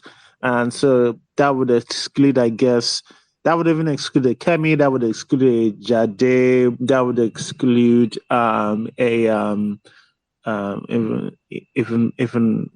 not that I think he writes good female characters, but like a Kunle. Um, and there's like, who are the people who write well, aside from Africa Oko, who's written Lost Okoroshi and Green White Green, and co-written all of those actually, and the Ras guy. Who are the good writers in Nollywood? And people, I think we kept on coming short with writers. I think there was one person who mentioned a name, and it was the person who wrote Glamour Girls. And in fairness, I can't remember her name. The Glamour Girls, the recent Glamour Girls, is her only blip. Well, it's quite a blip on her resume. So I don't know what to make of that, but it's difficult to say when like so many of our writers are just awful. To be honest, Vanessa, so many of our writers are just hot garbage. So yeah. Wow, Mr. C going off. I guess this is what happens when you're not hosting. Mr. C is like, I don't have the responsibility to care enough to be politically correct. He's like, it's hot garbage. Okay, when you call, you can go. I just want to say, like, in film, other than like,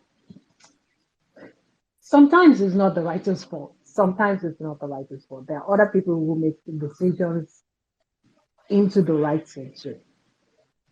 Like, so that's the only slight difference of writers that I will bring out. Like, you might have a good writing, maybe if you did have something good for Glamour Girl, or maybe she didn't. But let's not forget the company that she was working for. Yeah, no, I agree with you, Inka.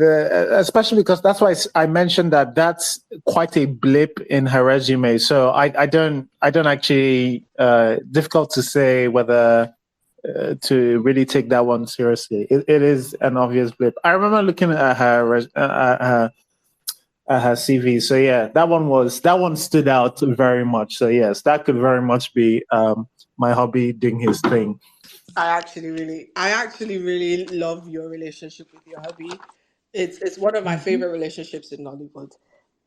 Fi, do you want to speak on the writers? You don't know who his hobby is. His hobby is Child's of Play. Um, Fi, please.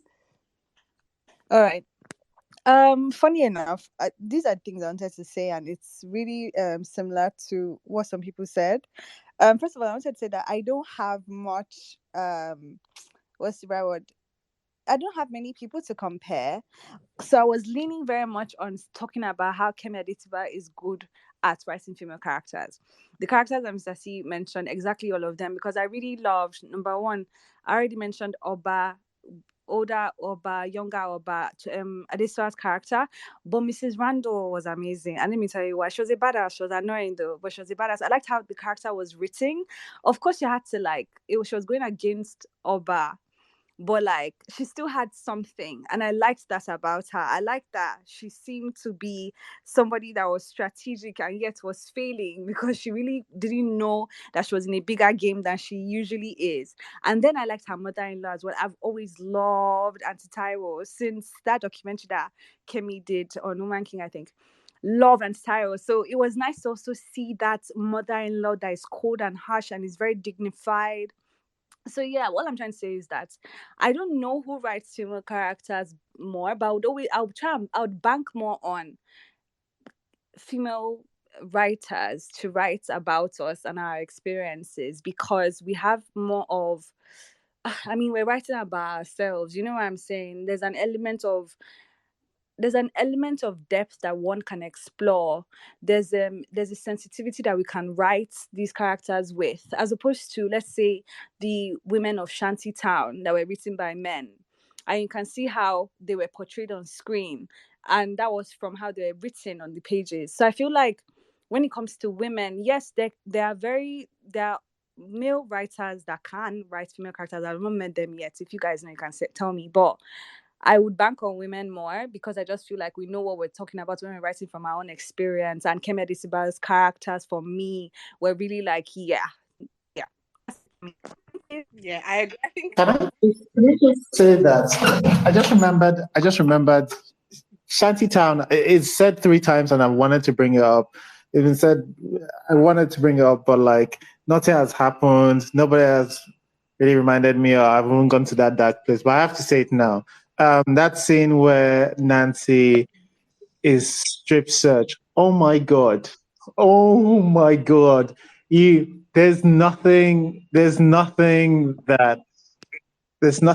says this perverts as much as if anyone remembers that thing. I think we did say this on Film we did. Club, so We I might did. be repeating it. Well, Yeah. we think like she they didn't even check her bag. That's They how, just went like, straight that to tells her you where the Went straight focus for her body. that tells you where the focus was on. That tells you where the focus, exactly where the focus is. Mm-hmm. You're looking for something that you're just making sure somebody did not steal from you. The first thing you do is you check bag. Cool? Whether you have put it inside your bag. No. Strip. And then you start and the way I don't know what is he searching under the breast, like what she thought, oh, I will hide it on, put it under her boob.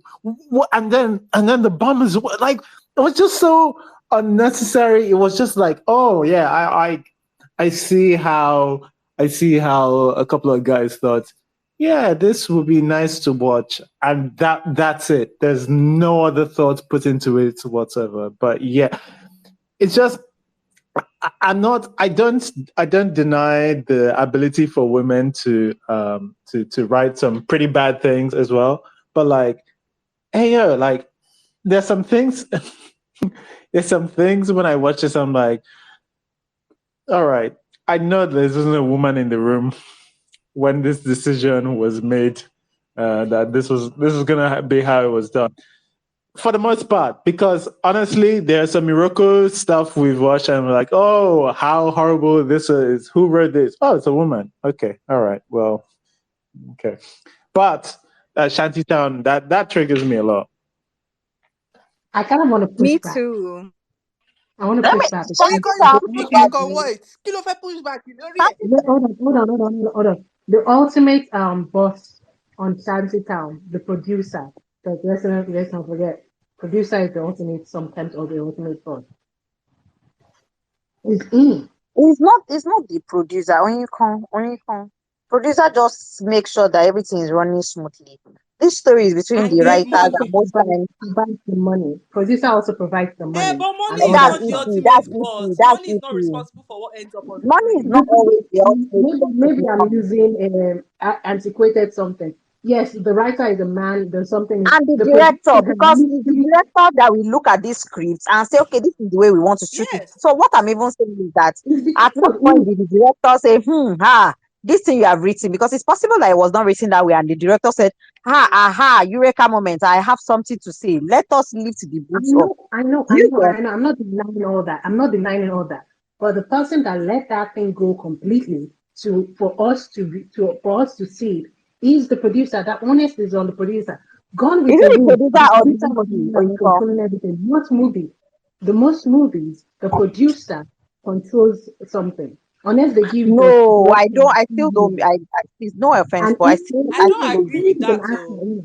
I don't agree. It's always between the director. And of course, okay, let me say that I do understand in the sense that we've seen a lot of times all these movies that you see story by, and then we can always tag that on people like BAP or Mo of Ebony Life. The both of them are always trying to have a story by. So I do understand in the sense where you have the EP, that is the money bag, also dictating what the story should be.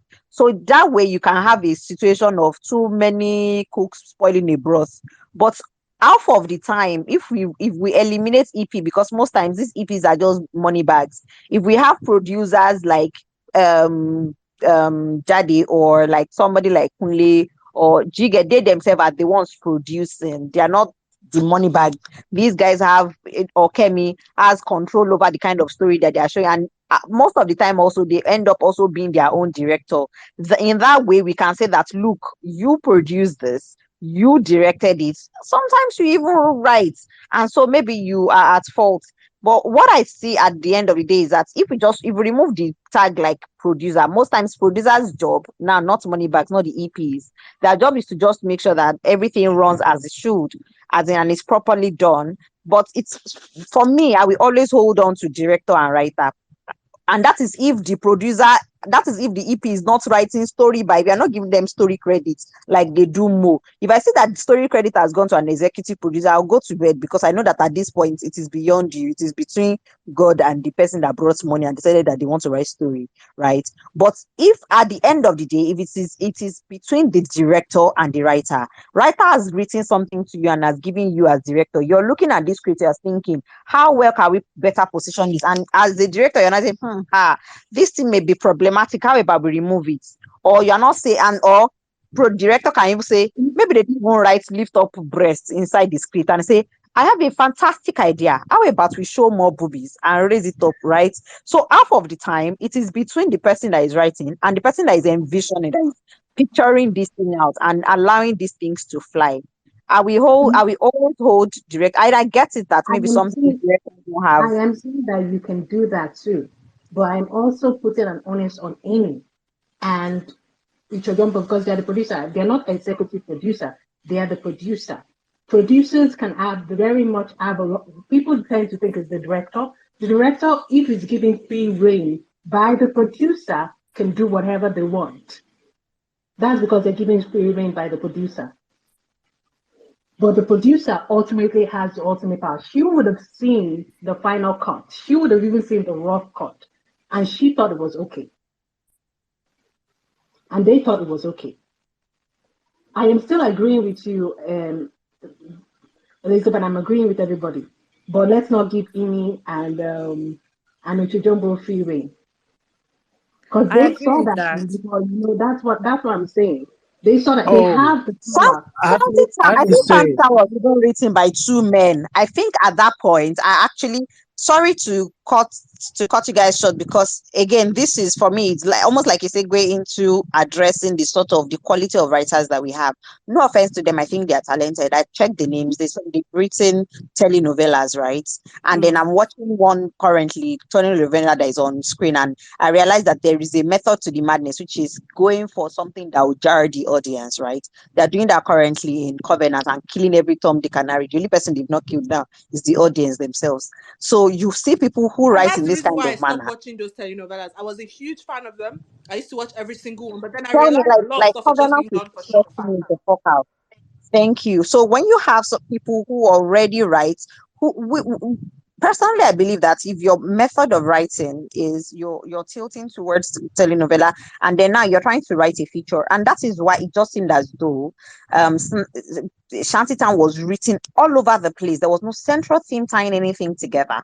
There was no central character tying anything together. It was just all over the place, and that is why also they think they can go for shock factor in the way they've been going for it on TV, right? So when I saw the people that wrote it, so I saw the writer's name, I'm like, hey, I've seen this writer before. And then I realized that I've also tweeted it about the telenovela they are currently writing, that like, why are you just going for shock all the time? So when I'm watching Shantytown, I am not surprised, but the misogyny, it was just very blatant. And I'm like, between the director and the writers, somebody thought, look at us, we're about to revolutionize the Nigerian, industry. They've not seen nudity as we are going to show you. They've not seen blood splatters like we are going to show you. And then they went for that. It was quite unfortunate because there was nobody else in the room that can tell them that, Ewa, this thing, is very dangerous. Your egungun should be careful. Nobody bothered with that, because at the core of what we are doing, because again, like, we have absolutely no identity at this point. We don't know what we are doing in Hollywood.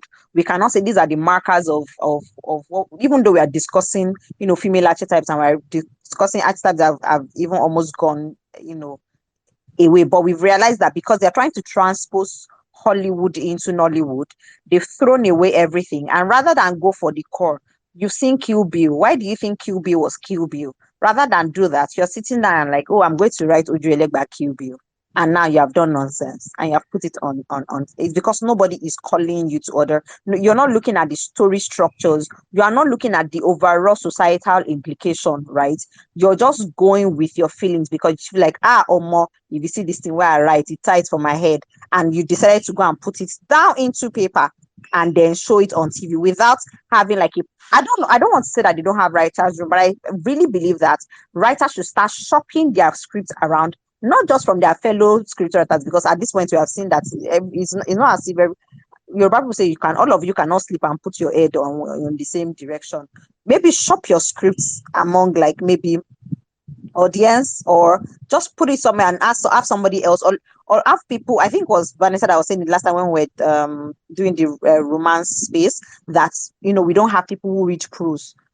Shop it around people who read prose. You've read this my script. What do you think it will look like visually?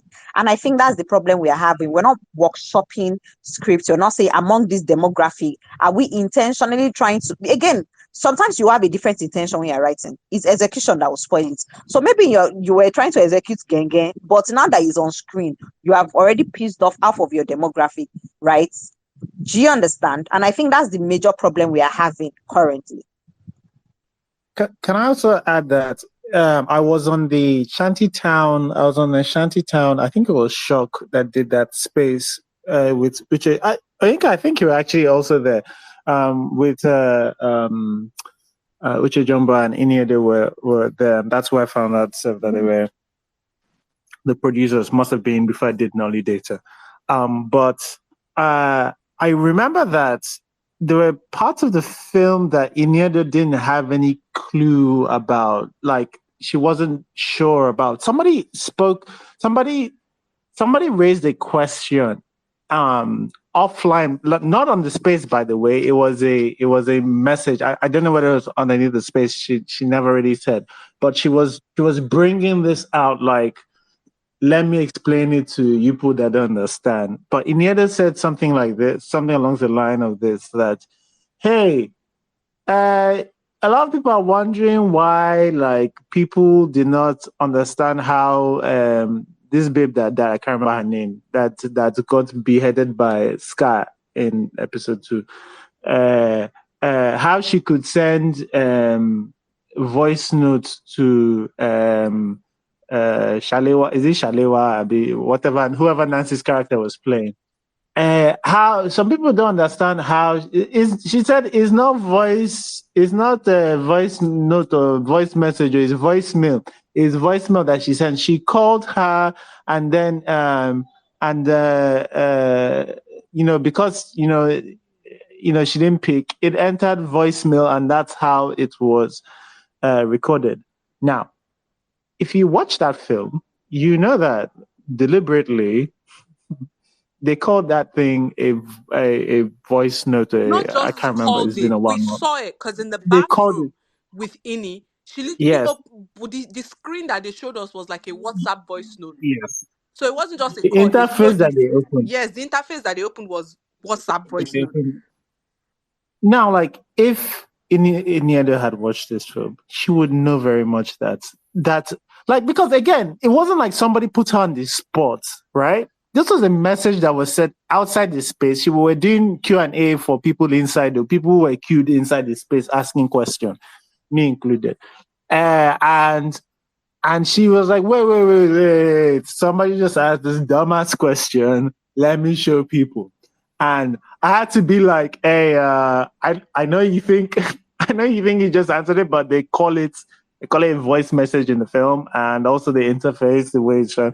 In fact, that interface is actually voice memo, voice recorder. When when you want to record notes. That is what they showed, to be honest. It's not even WhatsApp message. Well, it started there. It I think it started there. started WhatsApp. Then It they now started in showed us WhatsApp. Yeah, it to started in record WhatsApp that. message, and then now, yes, exactly. Well, no part of this was. You know how everybody knows how they check their voicemail. And it actually would have made sense for somebody not. That's something I would have believed not checking. By the way, if I don't check my voicemail, right? So I would have believed that probably was written as voicemail or something. And this is just when we talk about writing and stuff and how sometimes they get translated. Voicemail that somebody leaves on their phone, I can actually buy that sometimes. Oh, somebody left voicemail. I did not check 1 day, 2 day. But Inedo clearly did not watch that. And there are aspects of this. I don't just say Inedo. There are aspects of this where Uche Jumbo wasn't even, her answers to some questions were just like, we hadn't thought about this. We haven't considered this. And they're trying to make jokes about it. That space is a very interesting space to do because, like, I don't know why people thought that they would come on there, and I don't know, maybe they thought the all the questions were going to be softball. They thought they were going to do, but anyway, this is all just to say that sometimes the producers, they don't watch these things, and I can imagine a couple of reasons why they didn't do it. Number one, their work is shit. Number two, some people just don't like watching their work. And number three, their work is really bad. Sometimes you just don't want to watch bad stuff. Like, you've already made the bad thing, you don't want to watch it again. But yeah, sorry. Okay. So you're telling me they didn't do their job well? Hey, but that's the point now. They That's didn't the, do it. that's the Before point it of all comes, that we have been saying. They don't do their work. They don't do yeah. their Before it's so funny. There's going to be a rough cut, and who is going to watch the rough cut before you decided what more you're going to do, and the final They cut? don't know You what they have to are watch the doing, final cut Oyinko. I before feel you like I feel like I feel like at the end of the day, that's like fundamental issue. And it's sad. And as much as New Nollywood likes to purport itself as the future of filmmaking in Nollywood, when you think about it, a lot of the skill set that old Nollywood had, I'm talking 80s, 90s Nollywood, the skill set that they had, the cinematographers, the editors, the way, even down to music and styling and makeup and hair, The styling in Glamour Girls, like guys. The styling in Glamour the Girls. skill was at a level, it almost was like these people took pride in their jobs. There was a sense of ownership. You're like, okay, I did that, I made that, I wrote this, I directed this, I was director of photography for this. And it was very evident in the quality of the shots, in the whether or not picture quality was great then or not, that genuinely didn't. Sometimes you watch old Nollywood and put it beside, I hate to say, put it beside these remakes, these old Nollywood films that are being remade by Mr. C's husband. These remakes, when you put them beside their originals and you look at the quality of the filmmaking, you realize that honestly, this is not the future. Things have devolved rather than evolve, and it's sad, and it's evident in the way female characters are also written. I'm trying to be a responsible host and bring it back to the topic, guys. um it's also evident in the way female characters are written. It's sad, but it's all kind of devolved. There was a time when we thought there was a hope for how women were written in Nollywood, and the care and thought and the intentionality. Maybe, granted, maybe the writing was imperfect. Were there archetypes? Yes, but there was intentionality with how these women were written. And honestly, it feels like women in Nollywood now are just a throwaway. It's like, yeah, let's just put a woman in it because we can. And even if it's about women, we're just gonna throw all the tropes possible in there because we can't be bothered to care enough to write them well. Fi has her hand up. Yes, hi. Okay, so many things, and I was trying not to lose my thoughts. Well, I wanted to bring it back to that shanty town with the whole producers, writers thing. I was also on the space when they were asking questions about Shanty Town, and one of the things that kept going on was this harping on about how this was for women, this was about women, this was about freedom of women, and the producers. There's so many women on this team, and in my mind, I was like, so many women on this team, and you guys, how many people watched? Who are the people that this film passed through in order to for before it became clear? Do you get what I'm saying? Like, if we're talking about women being the ones that are in different parts of it, yes, okay, they're not the ones that were the writers or the directors. But if we're talking about having so many women producers, I'm thinking that at least two or three out of everybody is checking everything to be sure that this is for women, this is about women, this is telling the story of women from a sensitive light that humanizes them, and nobody saw anything wrong with that. That's what made it kind of weird for me, because it's kind of like you can't just say women, women, women if the story isn't giving if the story isn't giving well-rounded stories about women. Before Valentine's, everybody was also celebrating how it's a all-woman team. What was the story about? Which other one? Hey You. We're talking about how it was a woman that wrote it, it was a woman that directed it, and yes, this is what we saw. So it's just very confusing for me. And when I think about it, I'm thinking it's not only about how we're writing it's about how we view ourselves. Like, how are we seeing ourselves, for us that when we see certain things on screen, we know that this is not how we're portrayed, this is not how we should be portrayed. Yes, we want to tell a story about the women that are courtesans of Shanty Town, but are they not still women that should be humanized and should be seen in a different light from the way that they're normally portrayed? That's the difference there. So that's what came up for me when it came to Shanty Town. Thanks. Thanks, Fi. I'm with you, and I think it's a thing in Nollywood now where people talk about we're the ones. There's a wanting to be first, and there's a certain thing where people do, oh, first Nollywood film to break this, first Nollywood film to do that, and there was a lot of pride with Shanty Town about having women producers and blah blah blah blah blah, and it was clear that they thought they were making a film about the women of Shanty Town because of the way it ended and how it was the women who, I don't know, tried to kill Scar, and it was Victoria who tried to come in to save the women of Shantytown. And I'm sure they thought they were making a film about women, which is why I wonder if women write women better or care about women better. And as a team of supposed women producers who were behind this film that you're so supposedly proud of, at no point did you ask, are we proud of the way the women that we're saying this film is about are portrayed in this film? And it's like, okay, so where is the care? There's this wanting to be first. We want to be the first Nollywood project that had multiple women producers, and first film to do this and first film to do that, and then you sacrifice a whole lot. Elizabeth had a hand up before you go, so Elizabeth, please go. Okay, so I get that this topic is very we're passionate about it and we don't want it to end. Okay, so I want to mention this thing about women writing and or being in a team, and then we're still getting this quality of stories around women. So same thing we saw with Glamour Girls. I read the remake. I really don't want to go into that, whatever that was. And also, I think again, Flossom. I will always come back to Flossom because I don't know what travesty that was. And it is this need. I get it that the market, the times started evolving, and then we started bringing. We went from women being subdued in marriage to doing telling both stories like Mr. and Mrs. And then before you know it, we start talking about women taking shit in marriages and breaking free and stuff like that.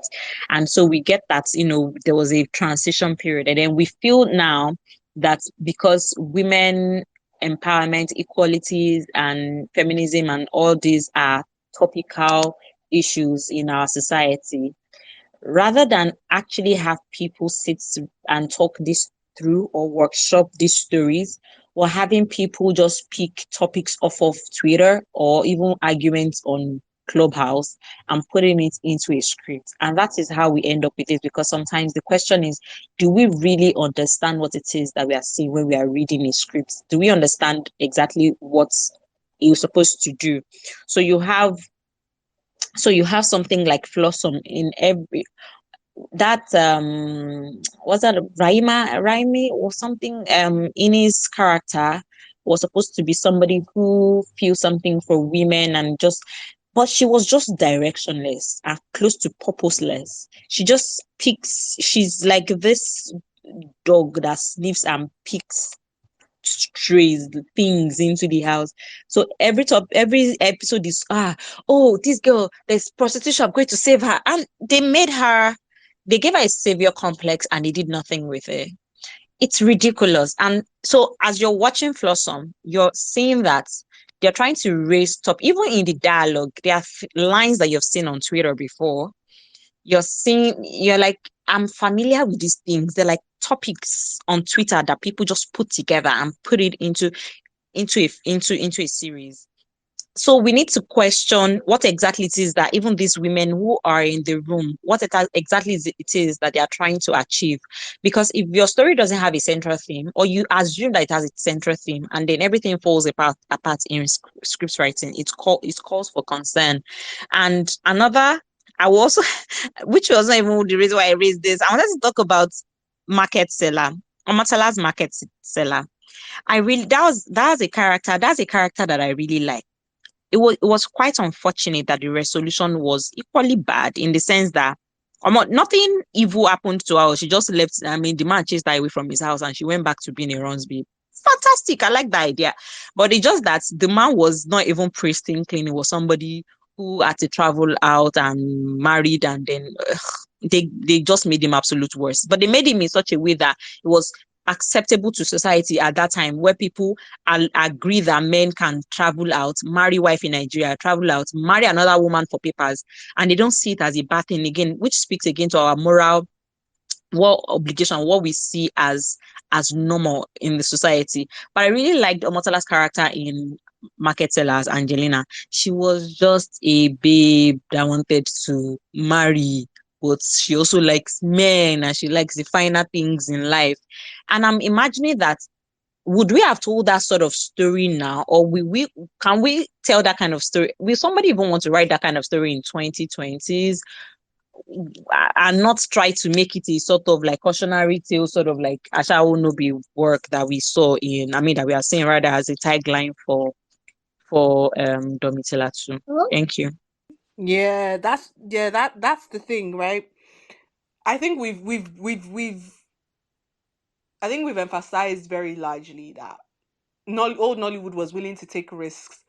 And it wasn't like there were these groundbreaking risks, no, but they were willing to take risks with the dimensions in the female characters that they wrote that Nollywood now is afraid to do. And so, or maybe just too lazy to do. Um, we're going to round this up pretty soon because we've been going for 2 hours and 30 minutes. But you can go ahead. Okay, so this is kind of what I wanted to put. We are asking sometimes who are the women there, right? And sometimes I would have to say they are women of a different class than some of the women they're writing about. They're women of a different class than some of the women they're writing about. You mean to tell me that the women that are now in the writers' room of Shantita, or the people that were working, or the women that were working in the writing, in whatever part of the production of Shantytown, are the women that will be living in some places like Shantytown? No, no. Class also is also an important thing too. Definitely. Nollywood has a classism issue. I'm with you on that. And it's very evident in the way we So write. mhm, those women that write that also, we all grew up in patriarchy. We all grew up in this. There is nobody is free from this thoughts and ideas and all that stuff. That's I don't I don't know if you guys know. I was really pissed. I was really I wasn't pissed off. I was just like really emphasizing that Shantytown. The reason why it's none of those women, the producers, even probably stopped like something. They were coming from up high to save the prostitutes. And the funny thing, the abolition movement to abolish prostitution, not like legalizing prostitution, but like abolish prostitution, is often led by former sex workers. And they often are asking for something much big, much like system changing, like economic justice, all those things, much bigger things that they actually that's than oh, let's save their souls because they understand, like, okay, save your souls. People want to eat. They understand actual things. So it's not going to be somebody that comes up from up high. With that said, that was not the zombie. A lot of class, and that was just one thing I wanted to put there. Like some of the women that are writing that actual characters, those something are women who don't see themselves as just actual characters. They're the women who probably have the freedom to have sex and not have this sexual thing mar them as much because they have some sort of class that protects them. Yeah, thanks, But Oyinka. I think we can go on yeah, and on about women in Nollywood. We love them, we hate them, we want better for them. I think the reason why we care so much, and I know Mr. C said it, and it was like, oh, this feels like an all woman space. I think the reason why we care so much is because we're Nigerian women as well, and we want our stories to be better told. We want to see ourselves on screen and not feel a type of way about how we're being portrayed. And it may not change as soon as we want it to change, but there are a few stragglers in the industry who seem to care enough about women to write them well. I know I'm going to say it for the umpteenth time, but I genuinely really hope that Amazon Prime renews Beyond the Veil and that the woman who was behind the first season of Beyond the Veil is the one who's going to continue writing these characters for the second season if they do get picked up for a second So season. sorry, there are two women, There are two right? women. Three said at this point written, but Sifa Asani go on. I think she's a fantastic, sorry to No, button, go a ahead. fantastic romance writer rather, because I've read two of her stories. She will normally write like inspiration romance, because I think she's Christian.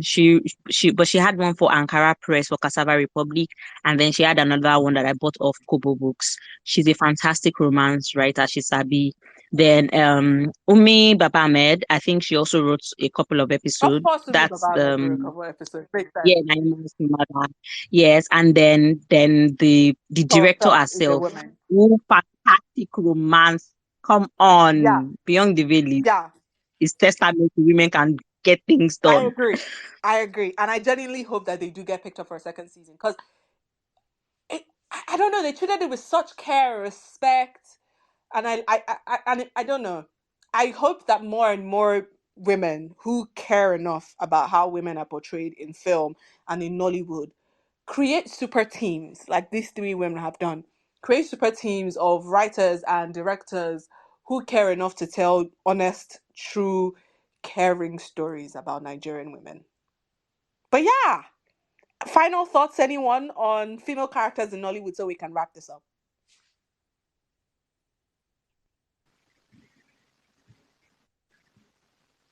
my final thought is the same final thought I have for all these movie new ones. Please, I beg of you, stop trying to copy Hollywood films verbatim.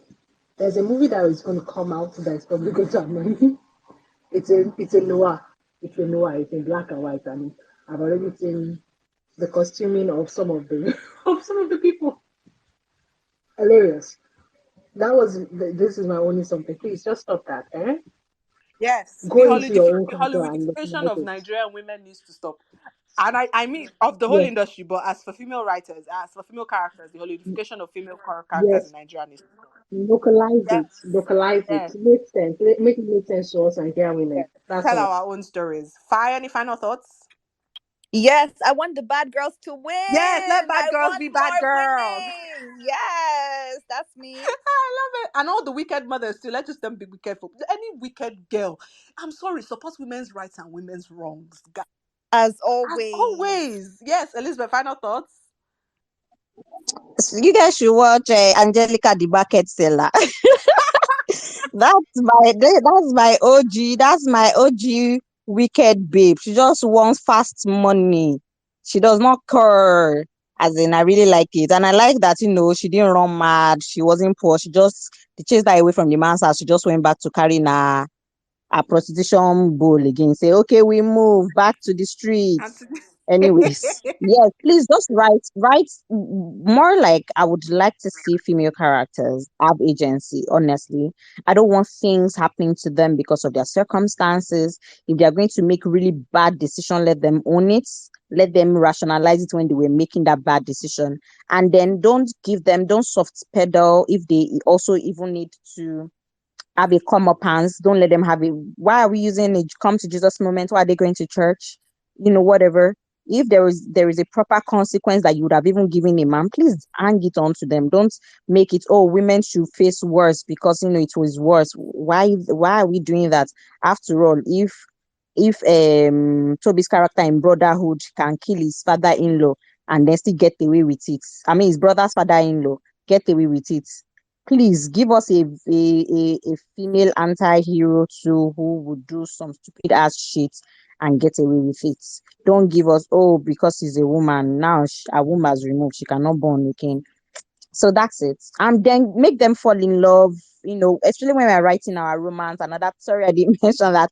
When we're writing our romance, also give them agency, let them save that man right back, let them not just be some sitting duck waiting for their Yes. knight in shining bagbada. And on the romance, let them fall in love with their eyes wide open. Love is not blind. Their love might have K-leg, but it's not blind. Let them fall in love with their eyes wide open, with their heads screwed on tight, making decisions that are logical and well thought out and rational. Please. Amen. Yes, thank you so much, guys, girlies. For female characters in Nollywood, this has been Nollywood Film Club. We meet every Sunday at 6 p.m. What? The way Mr. C says it. We meet every Sunday at 6 p.m. West African time. And we usually discuss Nollywood films and sometimes Nollywood topics as we've done in the past month. We've done this twice now. But usually we would pick a film that we would watch and discuss. Show up next week Sunday. I genuinely don't know what film we're watching. But next week Sunday at 6 p.m. and it might be Mr. C this time. And please, everybody, go in Mr. C's mentions and tell him how much of a better host I was than he was. But thank you so much, guys. You were, darling. If you always do it. Yes, Thanks, thank you, ladies. guys. Have Thank a great you. rest of your evening. It was great to have you guys on Hollywood Film Club. You too. Thank Bye. you. Bye. Thanks for listening to the episode. If you enjoyed listening and would like to join live, just follow us on Twitter at Iroko Critic and join us every Sunday 6 p.m. West African time on our spaces.